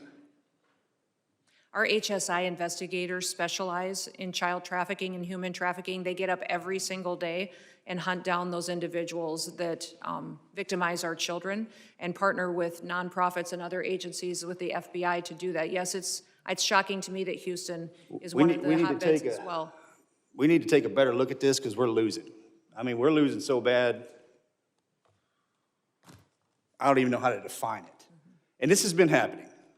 I said this exact same thing to Mr. Mayorkas, and if I was here before that, I'd say the same thing again. It's just, we have not figured it out. Mr. Glashin, you got anything for that? Yeah, I would tell you, it's been a priority with this director. And, you know, so far this year, compared to last year, we have 300 plus human traffickers arrested, up 15%. I'm sorry, sir. Mr. Chairman, I yield back. I appreciate that, and I'll catch you after class. If one of the following witnesses wants to give him some time to answer that very important question, they can do that. Gentleman yields back. I now recognize the gentleman from New York, Mr. Kennedy, for 5 minutes. Thank you, Mr. Chairman. Secretary Noem, with about a year as DHS Secretary under your belt, there's no shortage of criticisms for me to choose from today. You've deported American citizens, bringing a level of inhumanity to this nation's immigration laws that I haven't seen in my lifetime. You've terrorized communities, including my own in Buffalo, New York, vowing to go after the worst of the worst, but instead detaining women, children, and hardworking individuals in pursuit of the American dream. You've botched a response to one of the most devastating floods we've seen, an extreme weather event along the Guadalupe River that took more than 130 innocent lives, including more than 35 children. Central Texas waited days for your agency to respond because of the reckless policies you've implemented. Your FEMA lead was missing in action, completely unreachable, as were FEMA's call lines, with 84% of calls unanswered on July 7th, 3 days after the floods. FEMA personnel, despite your slashing of their ranks, who were ready and willing to help, waited days to spring into action because of your policies. Disasters do not wait for bureaucracy. Your abysmal performance goes beyond your woeful disaster response. You've also taken a sledgehammer to FEMA's recovery, preparedness, and mitigation missions. You canceled more than $4 billion in building resilient infrastructure in communities funds, a program that helps communities reduce their risk of natural disasters. You withheld millions in FEMA funds for emergency alerting infrastructure found to be in violation of the Impound Control Act. You, perhaps most critical to my state of New York, canceled more than 90% of New York State's Homeland Security Program funding, including $134 million in urban area security initiative funds for New York City's greater metropolitan areas. You have mismanaged these grants to the point where cities and states, including New York, are suing you to recover counterterrorism funding that's lawfully theirs and that Congress intended for them to receive.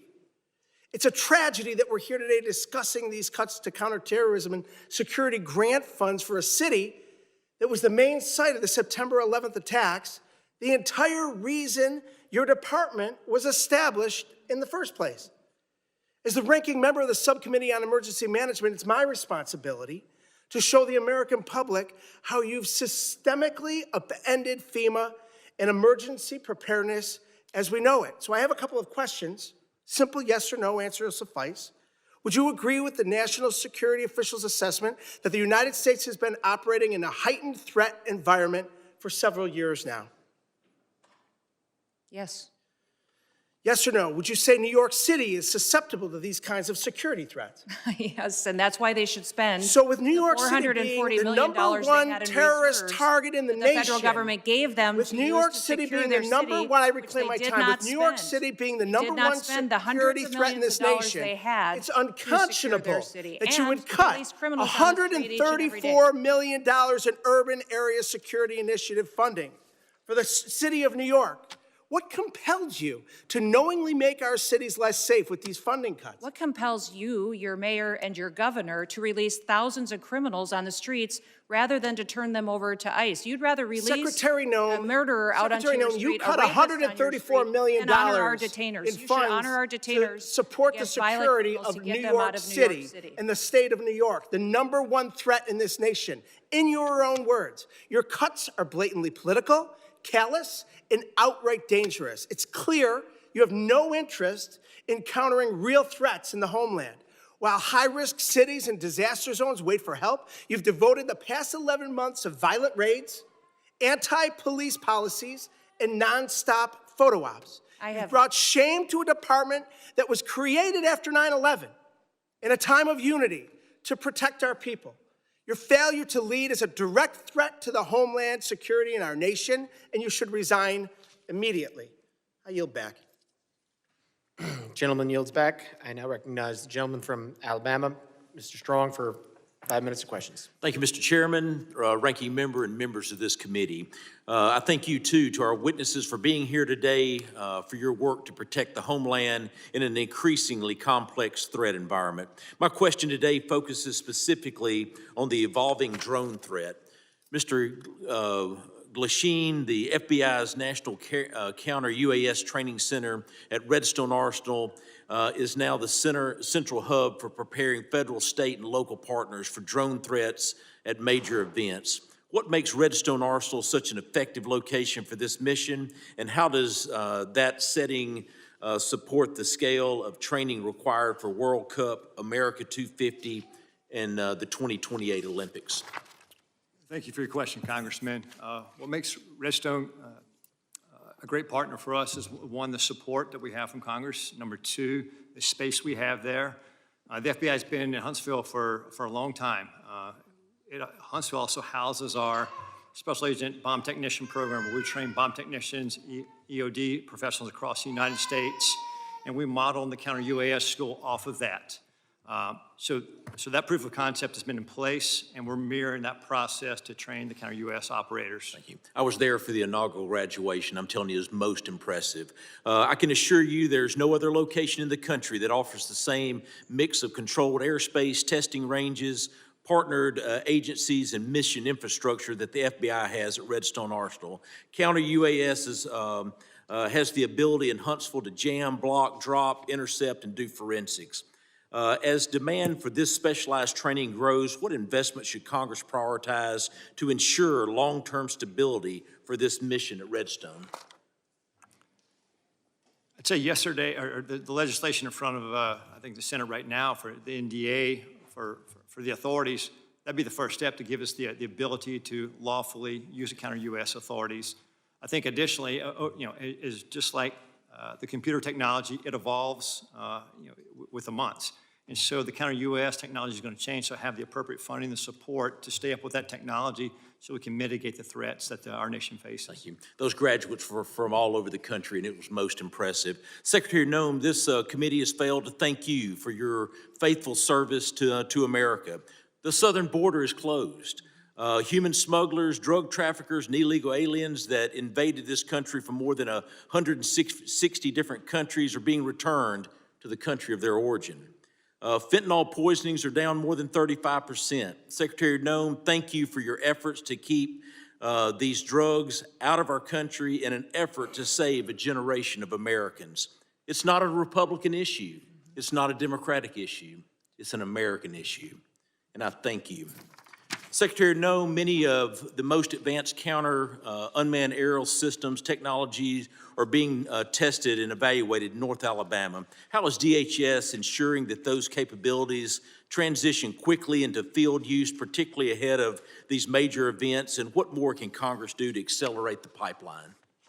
No, we appreciate the authorities that are necessary for us to operate, and standing up a drone program and counter drone program is one of the top 3 priorities of the department this next year to meet the threats that we face every day. Every day, our Secret Service, our Coast Guard, our Border Patrol are seeing drones used against them. Criminals using them to surveil them, to find out law enforcement operations, and to leak them, and to put their lives in danger. So making sure that we have the ability to operate and to see far into the future and over our operations is important, but we also need the opportunity to take them down when necessary. We've seen the cartels using weaponized drones against each other. We know it's only a matter of time before we see that here on the Homeland. My job is to make sure that we're prepared and that we're equipped, and to advocate to you for the authorities that we need to make that happen. Thank you. With the new counter-UAS authorities expected to be enacted as part of the National Defense Authorization Act, the next challenge is execution. What concrete steps is DHS planning to take in the coming months to ensure that these new authorities are fully operational before the FIFA World Cup, the Olympics, and America 250? And I even want to take it even further. You start looking at college football, we've got to take it even further rather than they're all large gathering events. I actually had the Secretary of Security of the Southeastern Conference before Mr. Kennedy and my committee, and it was unbelievable. On any given weekend, 8 to 10 football stadiums with greater than 90,000 people there. We must defend the home front. And I'm sorry that my time has expired, but I thank you for being before this committee today. The gentleman yields. I now recognize the gentlelady from New Jersey, Ms. McIver, for 5 minutes of questions. Thank you, Mr. Chairman and Ranking Member, for holding this hearing today. The greatest threat to the homeland right now is a Department of Homeland Security that the American people no longer trust, a department actively undermined by its own secretary. This is on you, Secretary Noem. Today's hearing is supposed to be about worldwide threats, but Madam Secretary, under your watch, the threat is coming from inside the building. Because when DHS, the department charged with keeping Americans safe, is caught breaking the law, lying to the American public, systematically dismantling oversight, fueling bigotry, and targeting vulnerable communities, trust is broken. Let's start with the basics. How can we trust your department with you at the helm? The American people deserve an answer, even if you've spent the past year dodging accountability like it's your full-time job. We need to talk about oversight. Oversight is not optional. It is not a courtesy because you feel like it. It is not something you entertain only when it's politically convenient to you. Yet, time and time again, Secretary Noem, you have treated congressional oversight as an inconvenience at best, and at worst, something to be invaded, ignored, or denied altogether. Republicans on this committee may be willing to hand over their constitutional duty in order to kiss this administration's butt cheeks, but I am not. I will never. My district is not, and the American people sure aren't. While Republicans turned this hearing into a praise fest for your failed tenure, communities across America, including mine in New Jersey, are made less safe because DHS under your leadership has become unproductive and malicious. All of the thank you that we keep hearing from across the aisle, there's no thank you from me. And we see the truth that you're trying to hide. The truth is you are deeply unqualified for the post you hold. This is on full display in the way you treat the people in this body, myself included, who have been elected to serve our communities and keep them safe. Representative Grajava, Senator Padilla, myself and others whose character, integrity, and bodies were attacked by your department without evidence and without apology. Far beyond being disrespectful, you have shown a complete disregard for the oversight authority granted to us by law. You have repeatedly shown that you will target whoever you want, whenever you want, without accountability. Members of Congress, members of our communities, and even American citizens, as many of my colleagues have continued to point out today. Secretary Noem, that's not leadership. That's not democracy. And that is not how this works. Again, this is not just about you. Don't want you to think this is just a pick on you day. This is about the Trump administration that has turned DHS into a political weapon. So I'll ask you this. Is Trump embarrassed by your tenure, or is this exactly the kind of god-awful leadership he wants at DHS? Yes or no? Ma'am, we've already conducted more oversight visits. No, it's a yes or no. Yes or no. Okay, Secretary Noem, this is my time to talk, not your time to talk. I reclaim my time. I reclaim my time. I reclaim my time. Chair, I reclaim my time. Secretary Noem, DHS is breaking the law, hiding information from Congress and shutting out oversight. So let me ask you, how can the American people trust your department with you at the helm with this kind of behavior? The American people absolutely trust this department to keep them safe. And we are showing that every day by the support we get across the country, the amount of people that we're recruiting to all of our different agencies. Thank you, Secretary Noem. Do you agree that using DHS resources to target members of Congress is an abuse of power? Excuse me, would you say that You again? would have heard me if you stopped talking and listened to my questions. Do you agree that using DHS resources to target members of Congress is an abuse of power? We are not doing that. We are out there enforcing the law, doing our work, and we are allowing oversight. Of course, we're not going to get any answers. With that, Mr. Chairman, I yield back. Gentlelady yields back. I now recognize the gentleman from Oklahoma, Mr. Keene, for 5 minutes of questions. It's no wonder that chaos has become the commonplace when rudeness is so on display. Look, it's both sides. We've created a lack of civility in this country, but we're perpetuating in this society what your administration is trying to correct, and that is returning back to the rule of law. What separates us from falling into chaos as a nation where poverty envelops us is when we return to order and a display of respect towards law enforcement, a display of respect to officials. Look, this custom, and you've been a member of Congress, of where we talk over people and we don't give secretaries a chance to respond, the height of self-importance that too many people try to employ in this building, not remembering we're all here as public servants to serve the people. We lift our hearts up far beyond our fellow countrymen. I'll tell you who says thank you. It's those whose families that were the victim of assaults and rapes and murders under the auto pen period the last 4 years. They say thank you. Those who see the madness of lawlessness, a lack of respect to law enforcement, the heightened element of law enforcement sitting in their vehicles and being targeted say thank you. Those families of law enforcement whose addresses are being put out in public so they can intimidate not only the law enforcement officials, but their families to try to put them into a place of fear, say thank you for common sense returning back into this country. If we do not have a respect of authority, a respect of law enforcement, thank you for allowing arrests to happen when someone spits at law enforcement. Thank you. FEMA, you were assaulted a minute ago verbally over what you're doing with FEMA.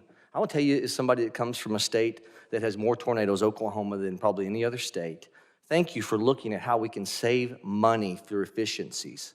Our state would love the opportunity of what this administration is talking about, of returning power and decision-making back to states. As I've said to you before, of a person who sat on a bulldozer watching the madness of trying to comply with EPA regs that have built their way into FEMA and people's homes destroyed, and as a state lawmaker pushing timber around on a dozer trying to comply and get taking the time off from time of exercise as a lawmaker trying to help people, and I saw the craziness of federal regulations. Thank you for looking and not taking your foot off the gas of trying to put more money back into national security from the waste that has happened through endless regs. All right, now I'm going to get to a question, Secretary. Could I say something about FEMA? Absolutely, you can. Thank you. The only grants that weren't funded, the individual ones that you were talking about, mitigation ahead, were ones that were weaponized to fund the Green New Deal and for climate change. And those were redirected to true mitigation efforts. FEMA today is deploying resources 2 times faster on average than in history. which means the dollars are going out twice as Thank fast you. than they ever have before. And the president, as soon as these disasters are happening, is deploying those resources to Republican and Democrat states. New Mexico, Texas, Alaska, they're all getting dollars immediately, and we're responding immediately to our people. I just I have have to actually leave this hearing early because the FEMA Review Council is giving their report today on suggestions for changes to FEMA. and Thank I you for have not to- taking your foot off the gas I have on to that. co-chair it, but I will be leaving soon to have to go do that. But those suggestions are Republicans and Democrats coming forward with how FEMA should go forward in the future based on the president's vision for making sure that states get the chance to manage it and that local emergency managers get the chance to go and help their communities in a much more efficient way. Take those monies and let's move them to true national security through waste and inefficiencies. Where we've deployed money for snow movement. We have deployed money previously to move snow that melts. Okay, I want to just throw this open to you and Director Kent, whoever wants to take this. We have to find a balance between making sure the First Amendment is preserved at all costs, but also protecting law enforcement. The social media heightened of a hearing that the chairman held last week, great hearing. How do we preserve, what ideas can we continue with to where the online enticement threats causing people to want to embolden themselves to then go act upon those threats that we see in social media. They say the magic words. They know it's not going to get them because they don't do a direct threat, but it's an indirect threat. It's always trying to accomplish the same purpose. How do we preserve the First Amendment? This is a lawmaking exercise of why we hold these hearings, not for show. How do we come up with a way to preserve the First Amendment and stop the insanity of these indirect threats that are going after your law enforcement officials? I apologize. The gentleman's time has expired. I know the secretary has to leave, and I would now recognize a gentlelady from Texas, Ms. Johnson, for 5 minutes of questions. I'm just going to take the position that she was scared of my questions. Mr. Chairman, if we could stop the clock and Oh, yes, wait no, till after all absolutely. this. Clerk will suspend. If we could reset the time, Yes. that would be helpful. We'll reset the clock.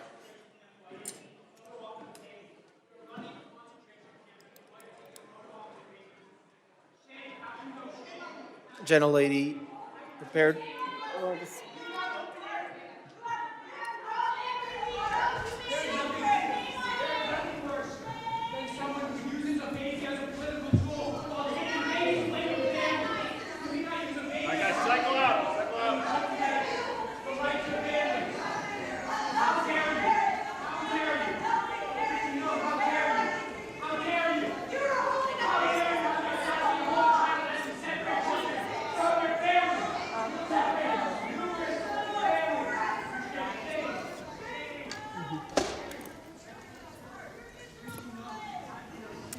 Okay. Thank you. Gentlelady is recognized. Yeah, thank you, Mr. Chairman. You know, I just want to respond to a lot of what Secretary Noem has just testified to.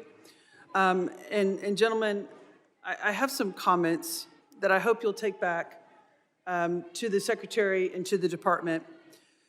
If there's anything that is clear about what is going on in this country, is that the rhetoric and fear that is happening is at an all-time escalated high, and we're all describing different aspects of it.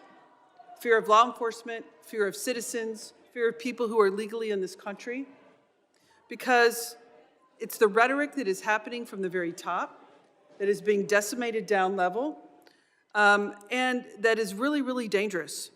And one of the things that the Secretary said was she is restoring the rule of law.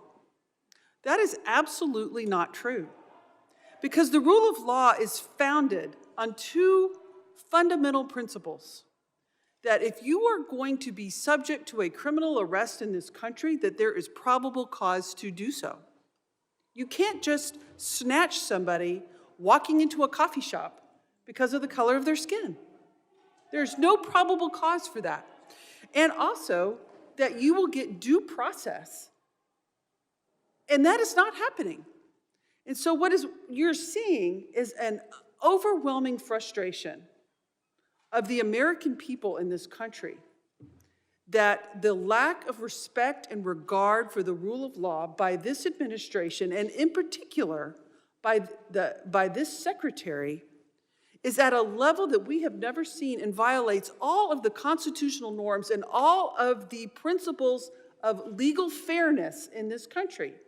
And you're seeing that manifest itself in threats to law enforcement and bubbling over because people are frustrated. And they are channeling that frustration because the administration is not listening and is only doubling down on the rhetoric.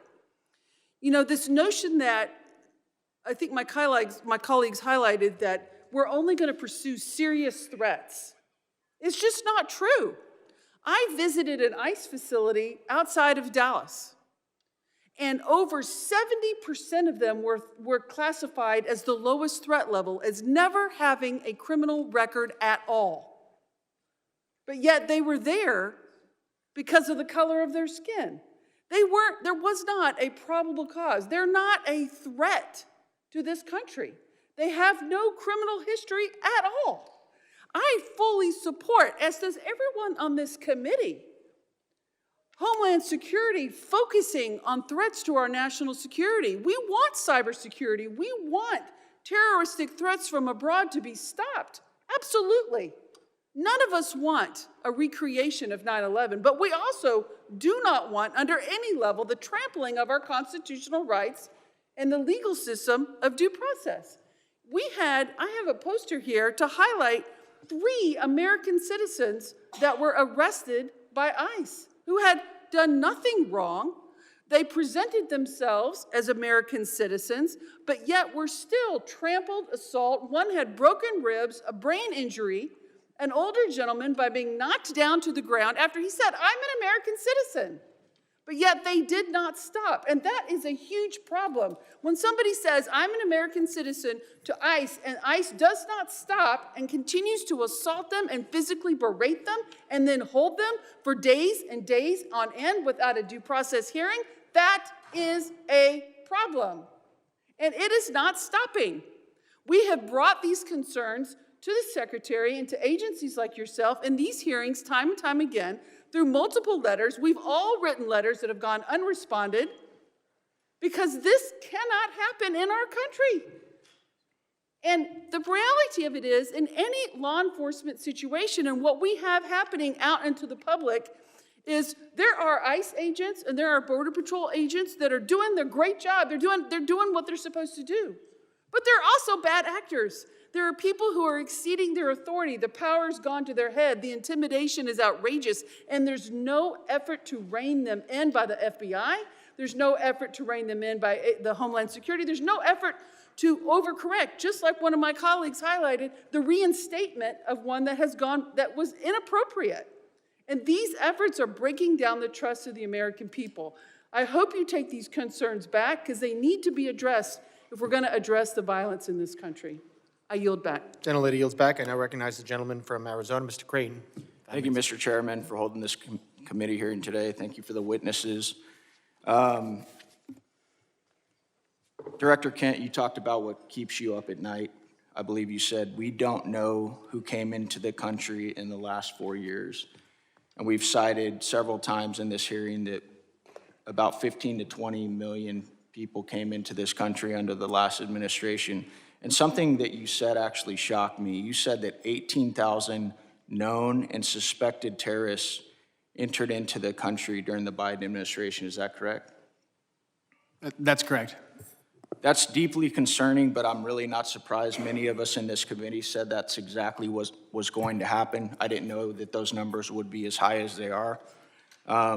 One of the other things that really concerns me about what's going on in this country is we continue to let people into this country that do not want to assimilate to our culture and want to harm Americans. I want to go ahead and play a video.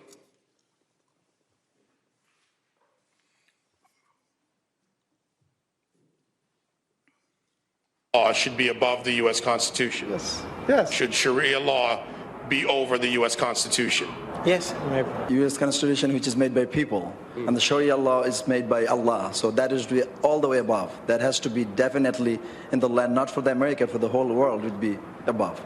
the So Sharia that law. should be above the U.S. Definitely. Constitution. Yes. Do you feel more comfortable living under American law, or do you feel more comfortable living under Sharia law? Sharia law. I'm a Muslim. I prefer Sharia law. Sharia law, yes. You prefer Sharia law over American law? Of course, yeah. They always can come with the same accusations.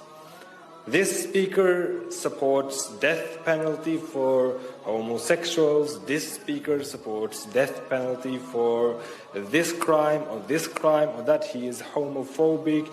These are general views that every Muslim actually has. Every Muslim believes in these things. If the law of the land is Islamic, we will respect the law of the land. What if it's not Islamic? If it's not Islamic, then the law of the land and those who make it can go to hell, quite honestly, because Allah said in the Quran, in chapter 33, verse 1, He said, O Prophet, fear Allah and do not obey the disbelievers and the hypocrites. You know why they're worried about the border? Watch this clip here that Vinny just sent with Al-Qaeda. I call upon every Muslim and the infidel, criminal, and arrogant United States. Does not matter if they're Arab, American, or other descent. I'm saying to all of them, revenge, revenge. Do not consult anyone by killing infidel Americans. You should have a lot of determination, and a list of your targets should be effective. Director Kent, what do you think when you see a video like that? I think we didn't have control of our borders, and we don't know who's come into our country. However, we have had around 2.7 million individuals from Muslim countries and Muslim regions who came in under the Biden administration, who went through minimal to no vetting whatsoever, who probably share values like the folks that you saw on the screen. Director Kent, are you aware that when we invite people into this country and they become citizens, they swear an oath to defend and support the Constitution and the laws of the United States of America and against all enemies, foreign and domestic? Yes.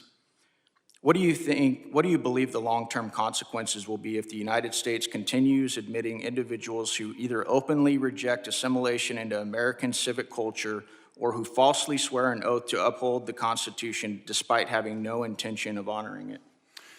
We simply won't have a country anymore as we know it. I think we can look to Europe and to the UK to see exactly where this leads. I agree 100%. Director Kent, are you aware of some of the differences between U.S. Constitution and common law interpretations of the Sharia law? I am broadly, yeah.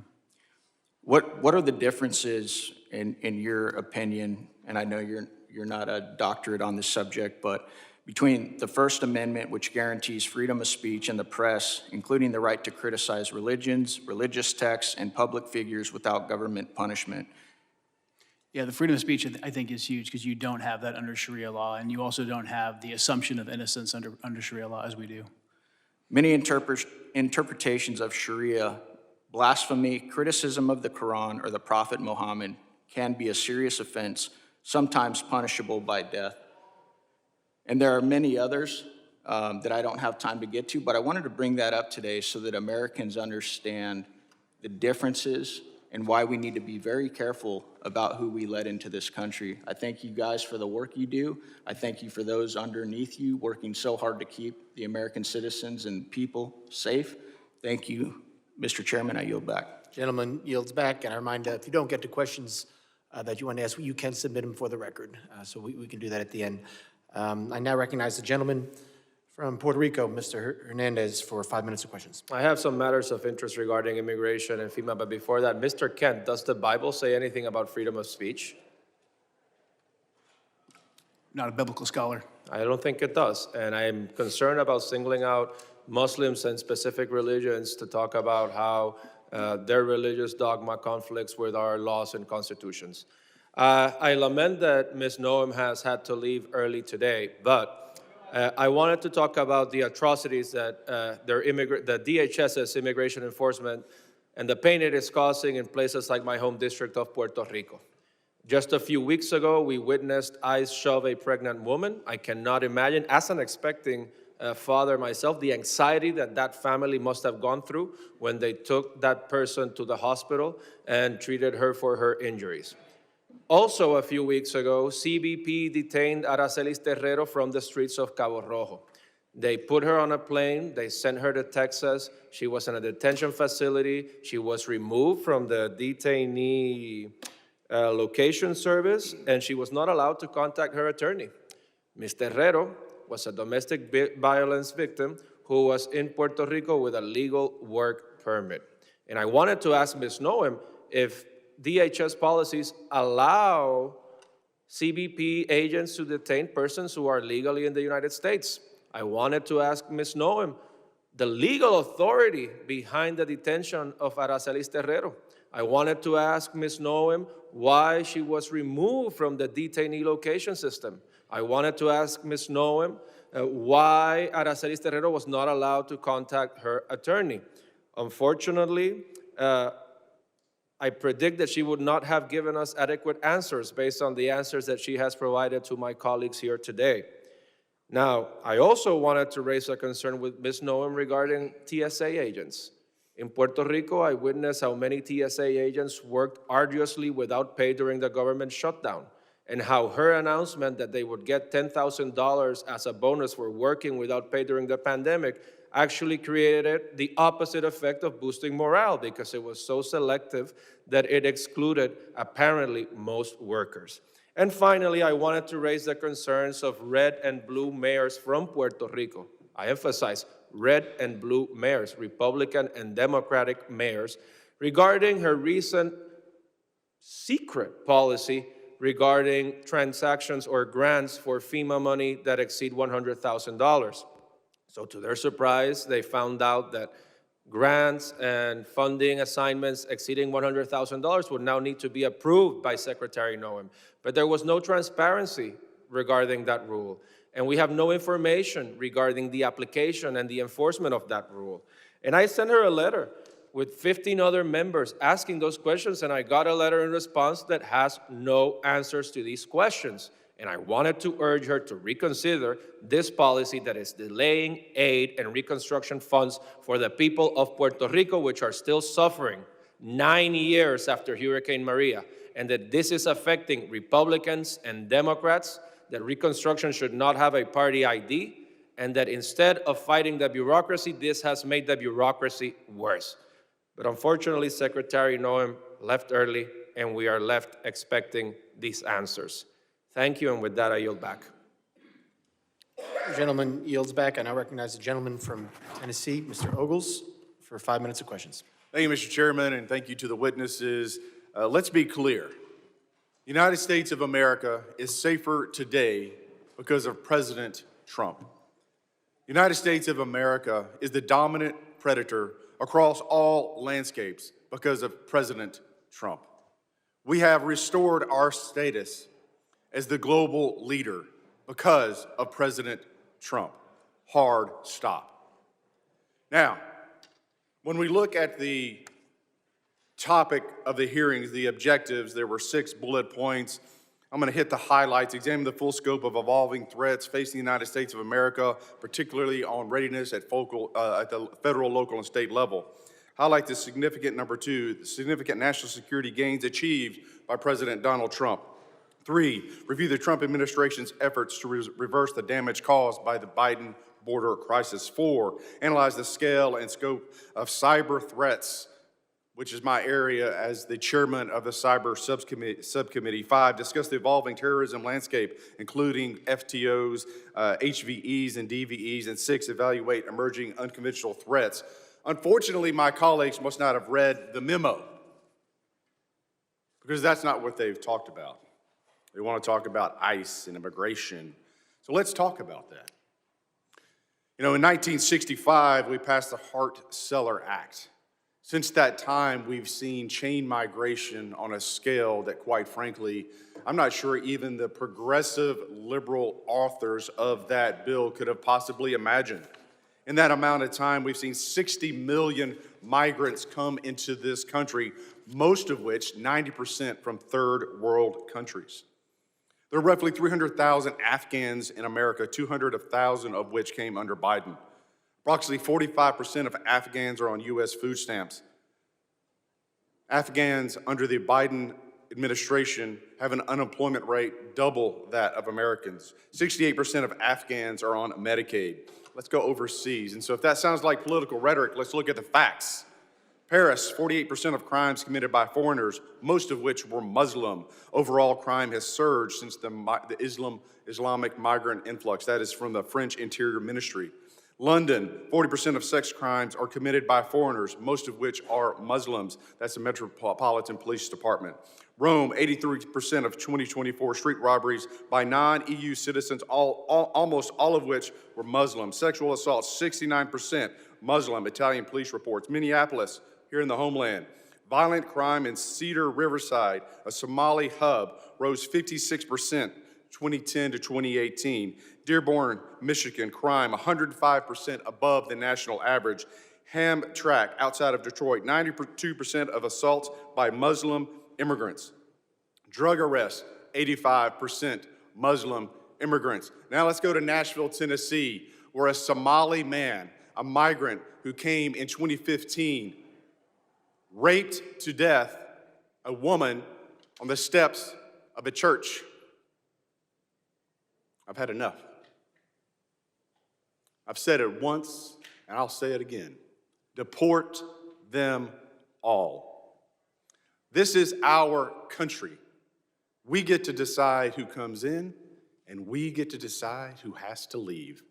And I say, deport them all.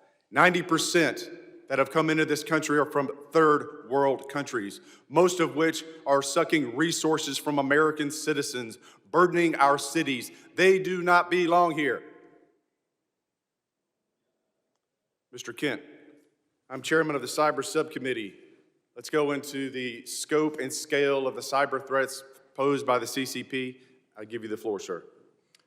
CCP is probably one of the more aggressive actors in the cyberspace right now. NCTC is mostly focused on the terrorism realm and how terrorist actors are using the proliferation of encrypted devices and just the internet to spread propaganda.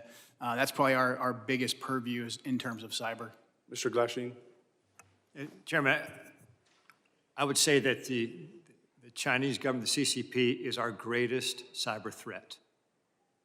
It is a full-time job, and the resources they throw at this is unbelievable. It's a major concern. You know, I want to thank the witnesses for being here, and I want to thank President Trump. You know, as I sit in the skiff and I'm reading the briefings from the CIA and the FBI on the daily attacks to our country and to our infrastructure, I appreciate the president, and I appreciate you gentlemen and your service to this country in keeping Americans safe. They have no idea what you do every single day. God bless you, and God bless America. Mr. Chairman, I yield back. Gentleman yields back. I now recognize the gentlelady from New Jersey, Ms. Poe, for 5 minutes of questions. Thank you, Mr. Chairman, and to our ranking member. Yes, indeed, we've spoken a great deal and learned many things here today, some of which are still going unanswered, many questions that all of us still have. And there are a vast number of threats that endanger our homeland, from increasingly sophisticated state-sponsored terrorist networks to evolving technologies.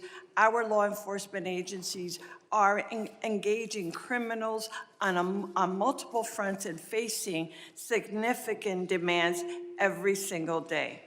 Next year, there will be an increasingly heightened threat environment in my district in northern New Jersey as we host the World Cup. Federal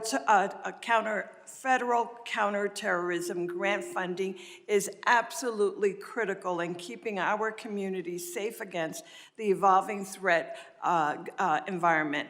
This is why I have been so deeply disturbed by the decision of Secretary Noem to freeze, delay, and cut billions of dollars in federal counterterrorism grant funds.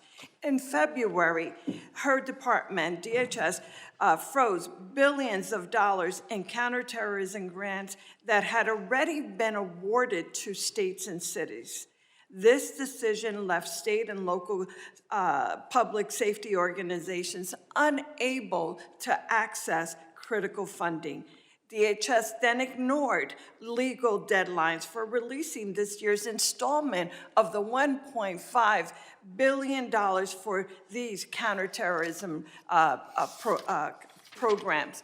And when DHS finally released this funding, she abruptly and illegally slashed funding to states with Democratic governors like New Jersey. States and localities have sued in federal court for funding owed by the federal government that was appropriated for them by Congress. In October, I sent a letter to Secretary Noem, and if she was here, I would be saying this directly to her, signed by all of my Democratic colleagues in New Jersey's delegation, demanding that she stop playing politics with federal counterterrorism funding and immediately restore New Jersey's allocation.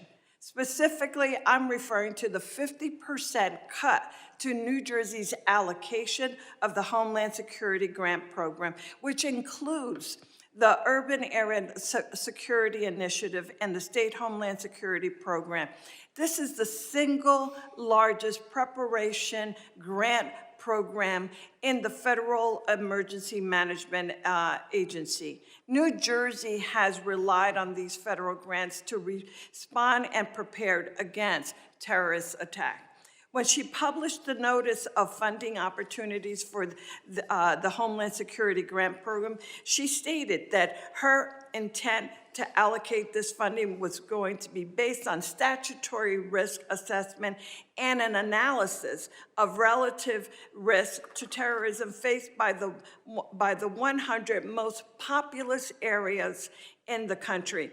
Under this process, New Jersey was preliminarily allocated around $19 million, but DHS final award notification, our state received just $9 million. The final award notification failed to explain why such drastic cuts were made. Instead, she simply stated that it was done, quote, per DHS directive. To this day, we have still not received, I have not received a response to my letter. And I absolutely cannot understand and am so incredibly disappointed by the fact that this administration continues to try and attempt to walk all over this body. Congress is Article 1 branch, and we demand that we receive the respect that is due and that she respond to the questions, and that is her responsibility and her job. Mr. Chairman, I yield back. Thank you. Gentlelady yields back. I now recognize the gentlelady from South Carolina, Ms. Biggs, for 5 minutes of questions. Thank you, Mr. Chairman, and thank you to the witnesses for being here today. I know you have a really difficult job. I want to take a moment just to highlight the fantastic work of the Homeland Security Advisory Council. I think when I say this, I speak on behalf of our entire South Carolina delegation when I say that I'm pleased to see South Carolina's own Governor Henry McMaster appointed to chair the HSAC. Since its inception in 2002, the Council's mission has been to offer the department real-time advice across the whole spectrum of security issues, and I think this is especially critical for a state like mine in South Carolina, where we face everything from severe weather events such as Hurricane Helene to major port security and cyber security concerns. But I'll move on, and I would like to direct this statement to Director Kent. China is and has been for quite some time the primary great power competitor to the U.S. I think some of my colleagues have already established that today. And I think we've identified the pacing challenge for our national security strategies. Chinese companies have made land acquisitions near sensitive military sites in the U.S., and Chinese researchers have engaged in espionage and intellectual property theft. Chinese national encounters at our northern and southern borders surged in fiscal year 24, and China remains the primary supplier of precursor chemicals contributing to American overdose deaths. So my question, Director, is to what extent do you see a nexus between China's destabilizing activities and the terror threat landscape in the United States? Thank you for that question, and that's a very important topic, especially in terms of fentanyl and the precursors the Chinese Communist Party provides. Working directly with the cartels, we have agents of the Chinese Communist Party, some directly affiliated and some indirectly affiliated, that are working with the cartels to continue to change essentially the recipe of the fentanyl, because as we designate these different precursors and they kind of fall off the market or become more regulated, these advanced chemists will then come into play, and they're the ones that provide the new ingredients, the new ways to manufacture fentanyl that kills American citizens. So this is something that we're looking at, in particular the relationship between these Chinese actors and the Mexican drug cartels. Well, thank you so much. And sir, if you have any additional information, I'd be happy to hear. Yes, ma'am. Thanks for the opportunity. I think to your question is, if our country's destabilized, it creates a lot of vulnerabilities for us. And whether it be the fentanyl is what you're talking about here, it could definitely affect our national security. Regarding the fentanyl, one thing Director Patel recently did is we've recognized the challenge that fentanyl faces in the United States. And instead of continuing to address the symptom, look at the root of the problem. He recently went over to China, met with his counterparts at MSP, and they agreed to put 13 precursor chemicals on an export control list. And if we can prevent the chemicals and the precursors coming to the United States or into the, Mexico or anyone that puts together the fentanyl that comes into the United States, that can have a greater effect to reduce that threat to the United States. Well, thank you so much, and I appreciate you being here and hope you realize how important your work is. And I know the district, my 3rd district of South Carolina, is counting on you to continue that hard work. I yield back, sir. Gentlelady yields back. I now recognize the gentleman from Virginia, Mr. Walkinshaw, for 5 minutes of questions. Thank you, Mr. Chairman. I regret that Secretary Noem tapped out after 2 hours, but nonetheless, I want to focus on an issue that I think is really important.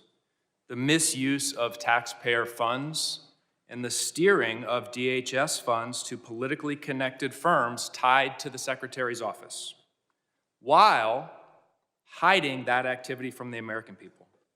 Secretary Noem has been criticized by members of her own party and by the Trump administration for being slow and ineffective when Americans actually need her help. Republican Senator Tom Tillis said she was, quote, slow off the mark in getting disaster aid out the door. A senior administration official recently told Politico that there was, quote, some fishy stuff going on with money at DHS. And the veto authority she handed to Corey Lewandowski over contracts and grants has delayed life-saving resources after disasters. So when it comes to helping disaster victims, she's been slow and ineffective. But when it came to spending money on her own image and then funneling that money to her friends and her political allies, she moved with remarkable speed.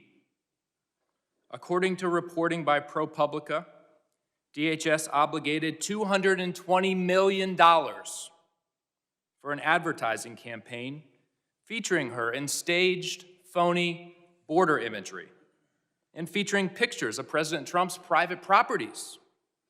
That money, that taxpayer money, was routed through a newly created and secretive Delaware shell company.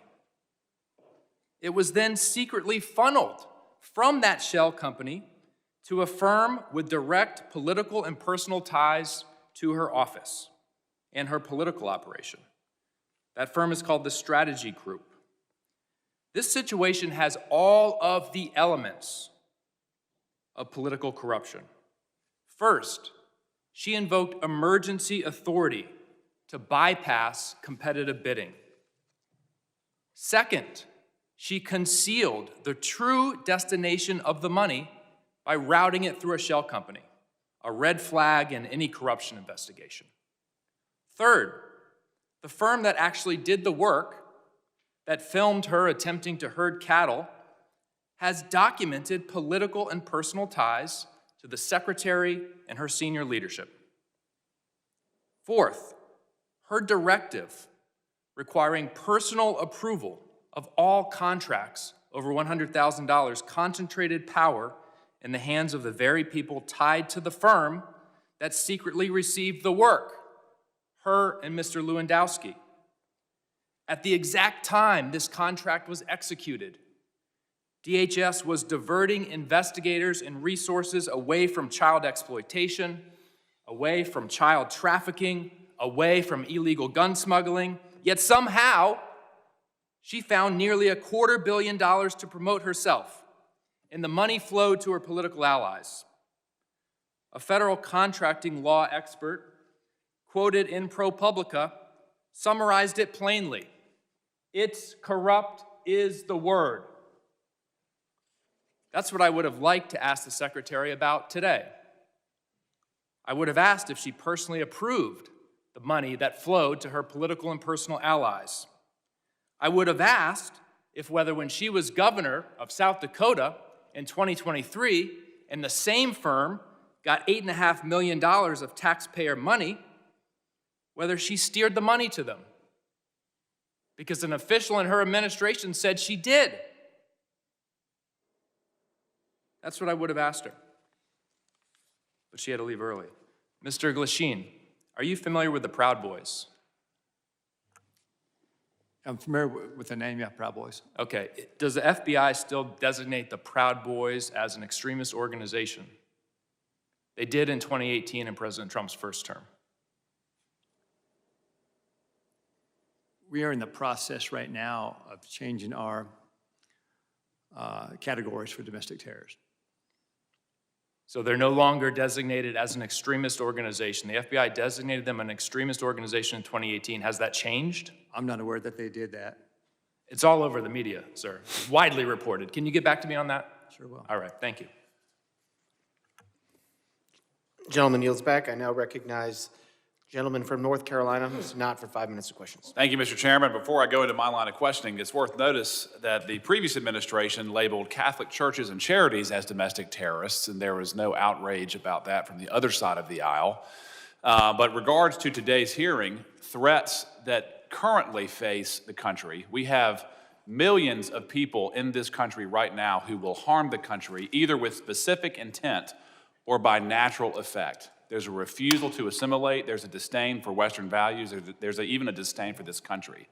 We've seen it recently in the unfortunate but staggering case that we've become aware of in Minnesota. Somalian groups who have come here to defraud the United States to the tune of billions of dollars, submitting fake invoices, at least motivated in part for personal enrichment, and then to fund terrorist groups back home, our adversaries. And one of the points that I find most disgraceful from the other side of the aisle, they would rather talk about Secretary Noem rather than these threats that we are trying to combat. And they also say that this is strictly a race issue. That's a disgusting accusation. From my experience in law enforcement, there were people from all over the world who exploited the open border policies or weak legal immigration policies to come here, whether they were from Eastern Europe, China, Russia, the Middle East, Northern Africa, Pacific Islands, and of course, South America. It's a full world problem that is operating inside of our borders. So, Mr. Kent, let me just start with you. How can we programmatically identify, again, these threats that arrive at the point of millions of people who are here specifically harming the country?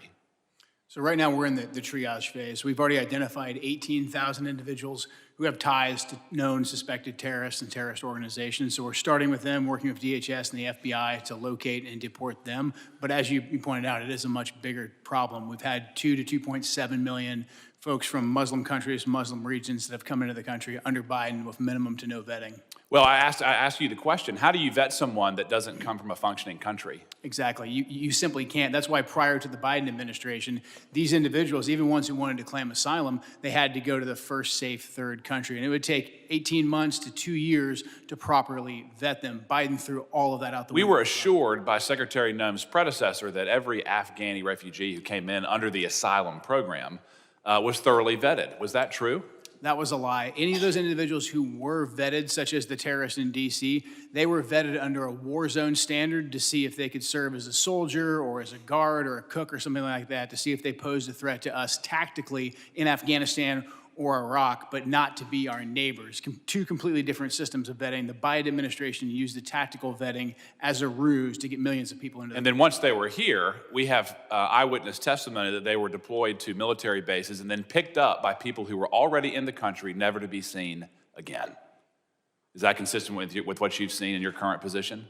Absolutely. We're having a hard time running down where a lot of these individuals are. That's why we haven't been able to locate and deport all of them rapidly. What tools can we assist you with in identifying these self-radicalizing circles who are inside the country currently? One thing that I want to be sure that the people who are watching this know is that the shooter who committed the act of terrorism against the 2 National Guard members, he was radicalized here. How are we going to identify, again, the people who are inside of our own borders, empowering our enemies to commit harm inside this country?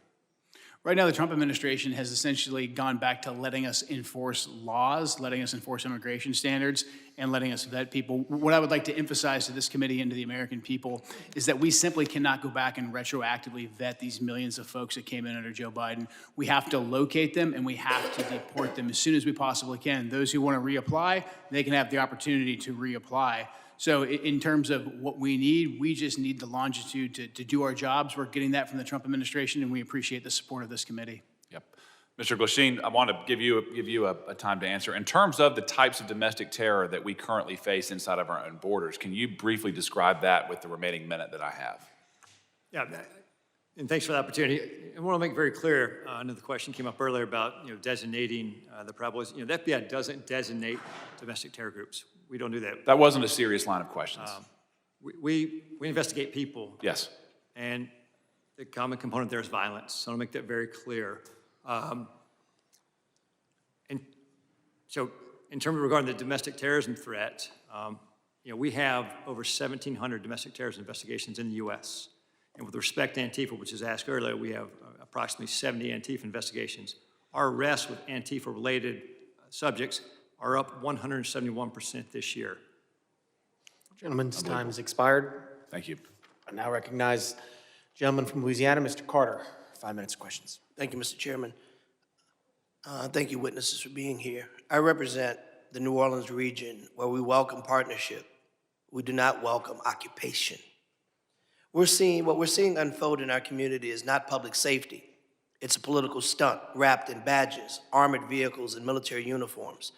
ICE and Border Patrol agents have descended into our community with no transparency and no meaningful coordination with local officials. The militarized forces who are not trained in our local laws, not trained in community-based de-escalation, and do not know our neighborhoods or our people. This is a recipe for disaster, confusion, and dangerous mistakes. Our communities are not a stage for political theater. If this administration wants to partner, then act like it. Share the plan, respect local law, and work with us, not around us. Unfortunately, Kristi Noem, our secretary, had to leave in the middle of a very important conversation to go and talk about dismantling FEMA, a discussion we'll have at another time that for the life of me, I simply can't understand why we would want to decentralize the Federal Emergency Management Agency, an agency that is needed more now than it was needed when it was first created, as natural disasters continue to happen more often than ever before in places it's never happened before. But nonetheless, if she were here, but she's not, I'll ask her chair. Secretary Noem, I recently stood with local elected leaders from the city of New Orleans and our mayor-elect, Helena Moreno, as they urge DHS agents to commit to transparency, due process protections, identifiable federal agents, safeguards against discriminatory enforcement, and humanitarian protections. I would ask her if she were here, but she isn't. Ma'am, will you commit your department to uphold these values during the current operation in Louisiana? Apparently they aren't doing that, but because I know both of you are capable of answering this question and are in fact civil servants that have demonstrated in your career that you do understand transparency, that you do understand the Constitution. So I'll ask you the question, do you think this request from our mayor-elect in New Orleans is a reasonable one? Is it reasonable to ask that agents commit to transparency, due process protections, identifiable agents, and safeguards against discriminatory enforcements? Yes or no? Do you think that's a reasonable ask? Yes or no? Is that reasonable? Sounds reasonable, yeah. Thank you. Do you think it's reasonable, sir? Sounds reasonable. Thank you. Secretary Noem, the masked officers you sent into the streets of New Orleans are attempting to arrest and abduct and detain anyone that looks like a migrant. I got to ask the question, what does a migrant look like? Do you know what a migrant looks like, sir? Yes? Can you define what a migrant looks like to you? I cannot. Thank you. Can you tell me what you think a migrant looks like? These are targeted raids. Can you tell me what they look like? Yeah, you have to stop them, you have to check their identification. Okay, but can you tell me if you were describing to me as a new $50,000 bonused ICE agent, what does a migrant look like? You would stop and you would ask them for ID, and you'd be on an intelligence-driven operation, which is what these ICE raids are. They're intelligence. But if you were to say a guy's wearing a red shirt, you would say the guy's wearing a red shirt and a purple baseball hat. You would be able to give that description. But can you give a description of what a migrant looks like? Can you give a description of what a migrant looks like? We need to deploy ICE officers to stop people and ask them, and they go on intelligence. I reclaim my time. You clearly don't want to answer my question, and that's unfortunate because the American people want to know these answers. We want to know. I've got a quick video I want to show before my time runs. Please. Look at this. This is a stunning video from Louisiana. You hear that woman cry out. She's a 23-year-old running down the street away from the masked agents who are chasing her, repeating that she is a U.S.-born citizen, saying, Stop. This is a United States citizen who's running away from ICE agents who, when she gets to her house and her husband comes out, they stop the chase. They clearly weren't chasing her for that. They appear to have been doing something nefarious. You know why we can't tell the difference? Because they wear masks and they don't identify themselves as agents. That's a problem, Mr. Gentleman's time's expired. I recognize the gentleman from Tennessee, Mr. Van Epps, for 5 minutes of questions. Thank you, Mr. Chairman. Thank you to the Secretary and gentlemen. Thank you for being here today at this critical hearing. I'm honored to be here at my very first hearing as the newest member of Congress. And I've had the privilege to serve this country for over 20 years in uniform, first as an active duty U.S. Army helicopter pilot with service with the 160th Special Operations Aviation Regiment, and currently serving in the Tennessee Army National Guard. And I'm honored to continue the mission from a new post with this distinguished committee. To our witnesses today, allow me to begin by expressing my appreciation for the work you all do, for the work your teams do, the work that President Trump and this administration does to ensure the safety and security of our great nation. I have just a couple of questions focused on emerging AI-enabled threats. Adversaries are already using AI to identify exploitable vulnerabilities within systems and networks and generate cyber intrusion plans far faster than traditional cyber tools. Mr. Glashin, sir, foreign cyber actors are increasingly using AI to refine malware, automate phishing, and sift large volumes of stolen data. What additional cooperation or coordination between the FBI, DHS, and companies within the private sector would most improve early detection of AI-enabled intrusions? Or if you would just like to comment on this matter generally. No, I appreciate that opportunity. AI is a is a continued challenge right now. I think the relationships we have right now with government, private industry are strong right now with respect to any type of malware, ransomware. I think the CISA 2015 authorization that gives us the authorities, that's critical for the future success of that. And I think for the ongoing partnerships, I mean, the key piece here is that relationship with private sector, private industry. So we just continue to reinforce that. Thank you, sir. Director Kent, anything further you'd like to add on that from? No, AI is something we're closely monitoring. I mean, the ability for terrorists to breach language barriers and also to inspire people to conduct attacks and then give them AI-specific instructions, something we're monitoring carefully and very concerned about. Thank you, sir. Thank you both. I know you both spent your entire careers defending this country and greatly appreciate that, your service and sacrifice. Mr. Chairman, I yield back. Will the gentleman yield? Mr. Van Epps, can I have your time? Yes, sir. Mr. Kent, I want to talk to you a little bit about what we just had with Mr. Carter. I want to let you finish the answer about what an immigrant looks like, going back to my question, that there really is a wide variety of illegal immigration that has attacked this country. Just the gentleman yield to the gentleman? Yes, sir. Okay, so this is the correct time that the gentleman had left? Yes. Okay, the gentleman's recognized for the remainder of Thank you. time.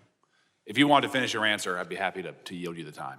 Thank you. He answered it. He said he didn't know. We've had 15 to 20 million illegals come into this country since Joe Biden took office. And so we have to stop individuals and we have to ask them for identification to determine if they are here legally. That's what you're seeing in those ICE raids.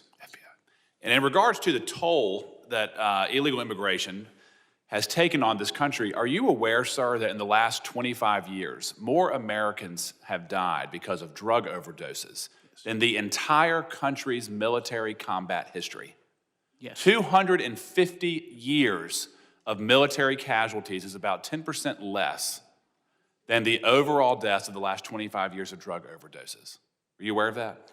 I'm aware of that, and that's why I was glad to see President Trump designate the cartels that bring that poison into the country and kill hundreds of thousands of Americans, designate them as terrorists so we could stop them and aggressively target them. Does fentanyl discriminate on race? It does not. Or does it affect every single person, every single community, every single neighborhood that it enters? Every single person, yes, absolutely. I find it quite alarming that we do not have even a minuscule percentage of the outrage that we have seen from the other side of the aisle as it relates to the plight that Americans have undergone because of illegal immigration and its harms than we do today when you all are trying to enforce the law. From our side of the aisle, again, I thank you. I hope you'll come back. This is a worthwhile conversation. It's a needed conversation. And Mr. Chairman, I yield back. Gentleman yields back to Mr. Van Epps. Mr. Van Epps, do you yield? Mr. Chairman, I yield. Gentleman yields. I now recognize gentleman from Colorado, Mr. Evans, for 5 minutes of questions. Thank you, Mr. Chairman. Thank you to the ranking member, of course, for this important conversation today. Thank you for the witnesses for taking your time to come and speak to us about these things. And first, I just want to commend everyone that's working in the Department of Homeland Security, in law enforcement and border security for all of the work that you've done to keep our country safe, keep our states safe, keep our communities safe. I spent 10 years as a police officer in the Denver metro area. I was in the U.S. Army and the Colorado Army National Guard for 12 years to include a combat deployment overseas to the Middle East as part of the global war on terror. And those experiences, coupled with what's happening in Colorado, have shown me how critically important this hearing is on global threats and things that are happening around the country and around the world, because we know the numbers. We know that every 15 days under the previous administration, more Americans lost their lives due to drugs, with most of that being fentanyl, than were killed in the entirety of the September 11th terrorist attacks. Somewhere around 400,000 Americans died under the previous administration as a result of the poison that's coming into our communities from these cartels, these organized criminals, these foreign terrorist organizations, and again, killing more people than Al-Qaeda could have ever dreamed of killing on American soil. And I saw it as a cop, I saw it as a soldier, and so I'm incredibly thankful for all of the work that's been done to secure our border and to crush these cartels, these criminals, these terrorist organizations. And somehow it sounds like there's been a lot of conversations and a lot lot of posters about names of folks from my colleagues on the other side of the aisle. As cops, we all know this, we have what we call in cop slang the Book of the Dead, all of the bad things that you see as a cop. And so I don't have a poster up here because I don't want to traumatize the public with the things that I had to see and that my brothers and sisters had to see during my 10 years in law enforcement. But it's the names and faces of some of those 400,000 Americans who died as a result of this poison coming into our community, peddled by cartels and drug dealers and traffickers. And it's names. One of my constituents that was with me here on Capitol Hill earlier this year, Liz Hardy, lost a daughter. Brooke Hardy, to fentanyl. And so I'm going to say those names. And I'm going to remind folks that there are 400,000 other names out there of people who were killed by terrorists peddling this poison in our community. In Colorado, since 2020, Colorado has lost over 7,000 lives. At times, Colorado has had the second highest overdose rate of teenagers in the country. And so I am absolutely thrilled that we've been able to work together to secure the border and to go target these worst of the worst individuals here. And so to Director Kent, can you just talk about how cartels are adapting their drug and human trafficking methods in response to the new border security and the new focus and emphasis on getting these people out of our community? And what sort of resources do you need from Congress to continue disrupting? We all know action, reaction. We do something to keep Americans safe. The cartels react to that. What sort of things do you need from Congress so that we can continue to stay one step ahead and not have another 400,000 dead Americans? It's a great question. Because President Trump and Secretary Noem decisively secured the border, a lot of the fentanyl smuggling and drug smuggling is moving to the maritime environment on both coasts, whether that's in the Gulf of America, the Caribbean, or in the Pacific. So we're going to need a good deal more ISR, intelligence, surveillance, and reconnaissance platforms to cover that big and broad space so we can pick up these drug boats and take them off the battlefield. Thank you so much for that. So in addition to being a cop and a soldier for a combined 22 years, I am the only Latino from the Colorado delegation here in Washington, D.C. My district, 40% Hispanic. And so I am a little bit disappointed that the secretary left early because I wanted to make it clear that my Hispanic community also supports getting these drug dealers, these criminals out of our community because the Hispanic community suffers as well. But I also wanted to talk about, as we used to say in the military and law enforcement, you got to play the hand you're dealt, not the hand you wish you had. And the hand we're dealt right now is somewhere between 35 and 42% of the agriculture workforce in the United States are folks who are not here legally. And so as we're having this conversation around border security and deportations, I just wanted to have a little bit further exploration around how do we make sure that we protect our national security, because we know that national security starts with food security. If we can't eat, we can't do any of the other things that we're talking about here today. And so continuing that conversation around how we strike that appropriate balance to make sure that we are supporting our farmers and so many other industries with some of those numbers that I've mentioned. So I can see that my time has expired. Yield back to the chairman. Gentleman yields back, and I appreciate the members for being here. I now want to entertain any of those unanimous consents. Ms. Ramirez, the gentlelady is recognized. Thank you. I ask unanimous consent to include into the record an article by ProPublica from October 16, 2025, entitled, "We found that more than 170 U.S. citizens have been held by immigration agents. They've been kicked, dragged, and detained for days."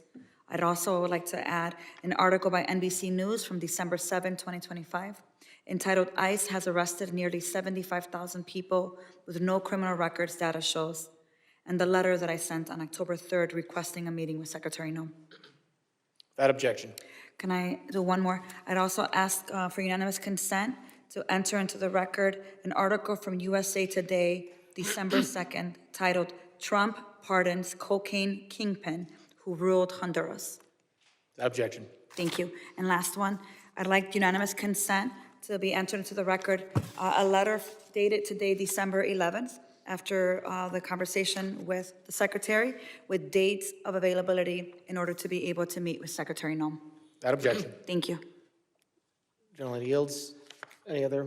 Mr. Chairman, I ask unanimous consent to enter. Gentleman's recognized. You know, we've heard over and over again that Border Patrol would only target those people that were, in fact, dangerous criminals. We've seen since the time in New Orleans that less than 1/3 of those have been detained have been criminals. I'd like to submit in the record this article by the AP, which demonstrates the statistics that clearly show that these agents aren't in fact going after hardened criminals, but people who look a certain way. Mr. Chairman, I have one other item that I'd like to also show over and over again. DHS will be targeting dangerous criminals. And here's a second article that demonstrates, in fact, that the people that they're picking up, many of which are, in fact, U.S. citizens because they look a certain way. The central theme that I'm offering in these unanimous consent articles is you cannot singularly identify a place or person of origin by the way they look. Our Constitution protects us from that. This is a gross miscarriage of justice. Without objection. Gentleman yields. Closing. Gentleman is recognized. Thank you, Mr. Chairman. Mr. Chairman, this secretary abandoned her duty to testify at this committee hearing, and refusing to answer our question is unprecedented. No other secretary, even those under threat of impeachment, have just gotten up and walked out of a hearing when nearly half the members haven't even asked questions. On one level, you can't be surprised because she's failed to answer our letters and other requests for information. Secretary Noem did not even want to appear at all today. To add insult to injury, I'm told that when she left, she did not leave the building. She went to the anteroom. Furthermore, to ostensibly go to a FEMA council meeting for 1 o'clock. I understand on good information that the FEMA council meeting was canceled. So there was no need for her to go. She's a liar with no respect for congressional oversight.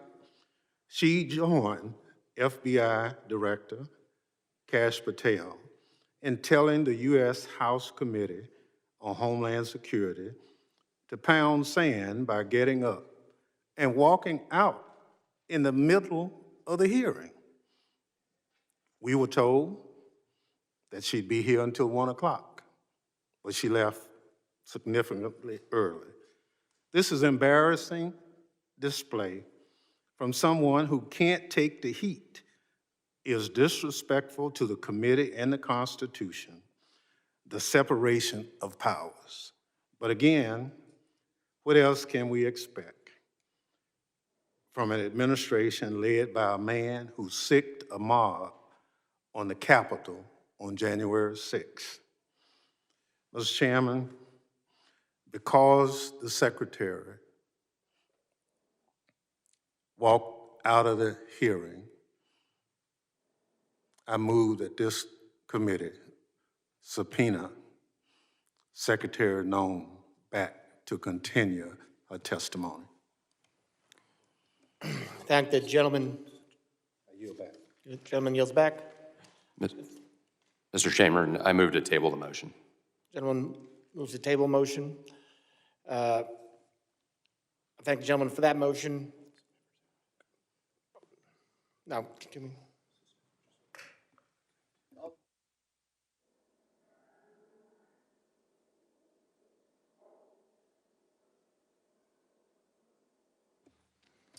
The hearing has ended.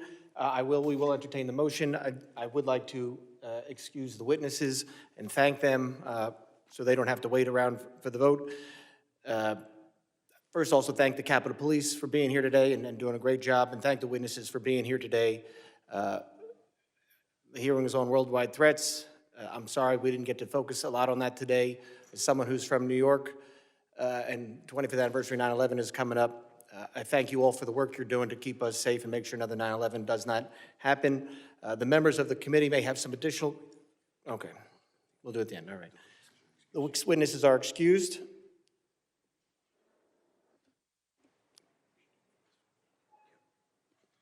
And on the motion to table, all those in favor say aye. Aye. Aye. All those opposed? Nay. The ayes have it. Mr. Chairman, Yes. I guess we're going to have to ask for a recorded vote on that. A recorded vote has been requested. The clerk will prepare the roll.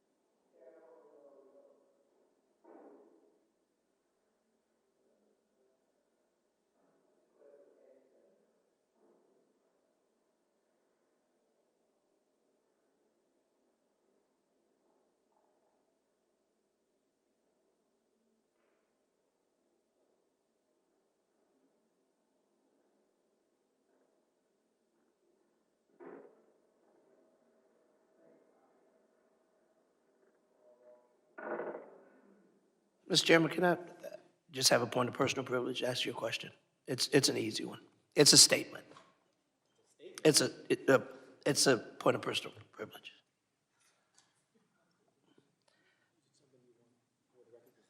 Yeah, I do. I'll be very brief. And this is bipartisan. I promise you.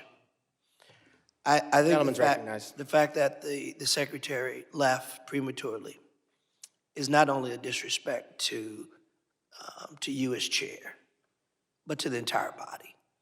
I think the fact that this secretary, at your request, and the hurdles you had to go through to get her here, to leave prematurely for a meeting that was canceled, that really did not hold the weight that she suggested because it never happened.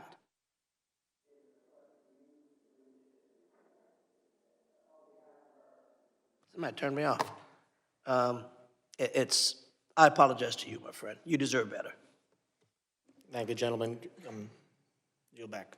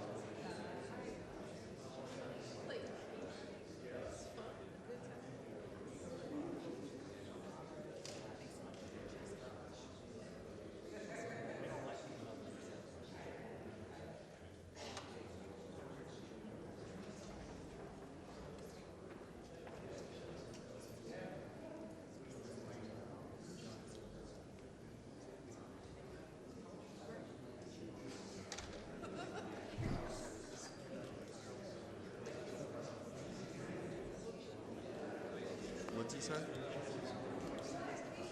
It was supposed to be over, but now they're like waiting.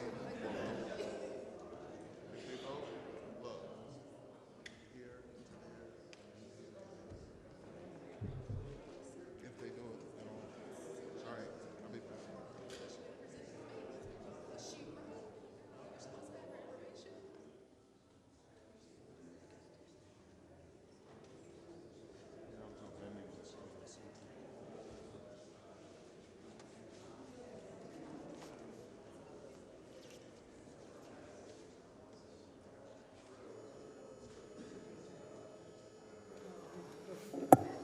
You saw me, you should have stayed.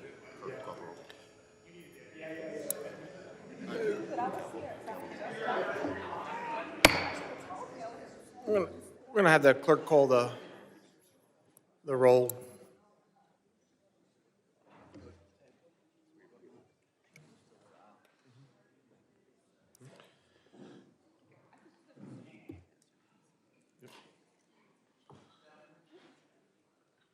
Mr. McCall. Mr. Guest. Mr. Guest votes aye. Mr. Menez. Mr. Pfluger. Mr. Pfluger votes aye. Ms. Green. Mr. Gonzalez. Mr. Gonzalez votes aye. Mr. Luttrell. Mr. Luttrell votes aye. Mr. Strong. Mr. Strong votes aye. Mr. Burkeen. Mr. Burkeen votes aye. Mr. Crane. Mr. Crane votes aye. Mr. Ogles. Mr. Ogles votes aye. Mrs. Biggs. Mrs. Biggs votes aye. Mr. Evans. Mr. McKenzie. Mr. Knott. Mr. Fong. Mr. Van Epps. Mr. Van Epps votes aye. Ranking Member Thompson. Ranking Member Thompson votes no. Mr. Swalwell. Mr. Correa. Mr. Correa votes no. Mr. Tanadar. Mr. Magaziner. Mr. Goldman. Mrs. Ramirez. No. Mrs. Ramirez votes no. Mr. Kennedy. No. Mr. Kennedy votes no. Mrs. McIver. No. Mrs. McIver votes no. Ms. Johnson. Ms. Johnson votes no. Mr. Hernandez. Mr. Hernandez votes no. Ms. Poe. Ms. Poe votes no. Mr. Walkinshaw. Mr. Walkinshaw votes no. Mr. Carter. No. Mr. Carter votes no. Mr. Green of Texas.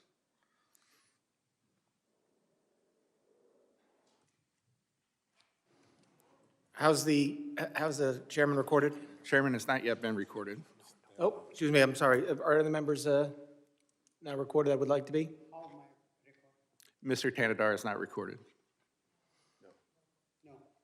Mr. Tanadar votes no.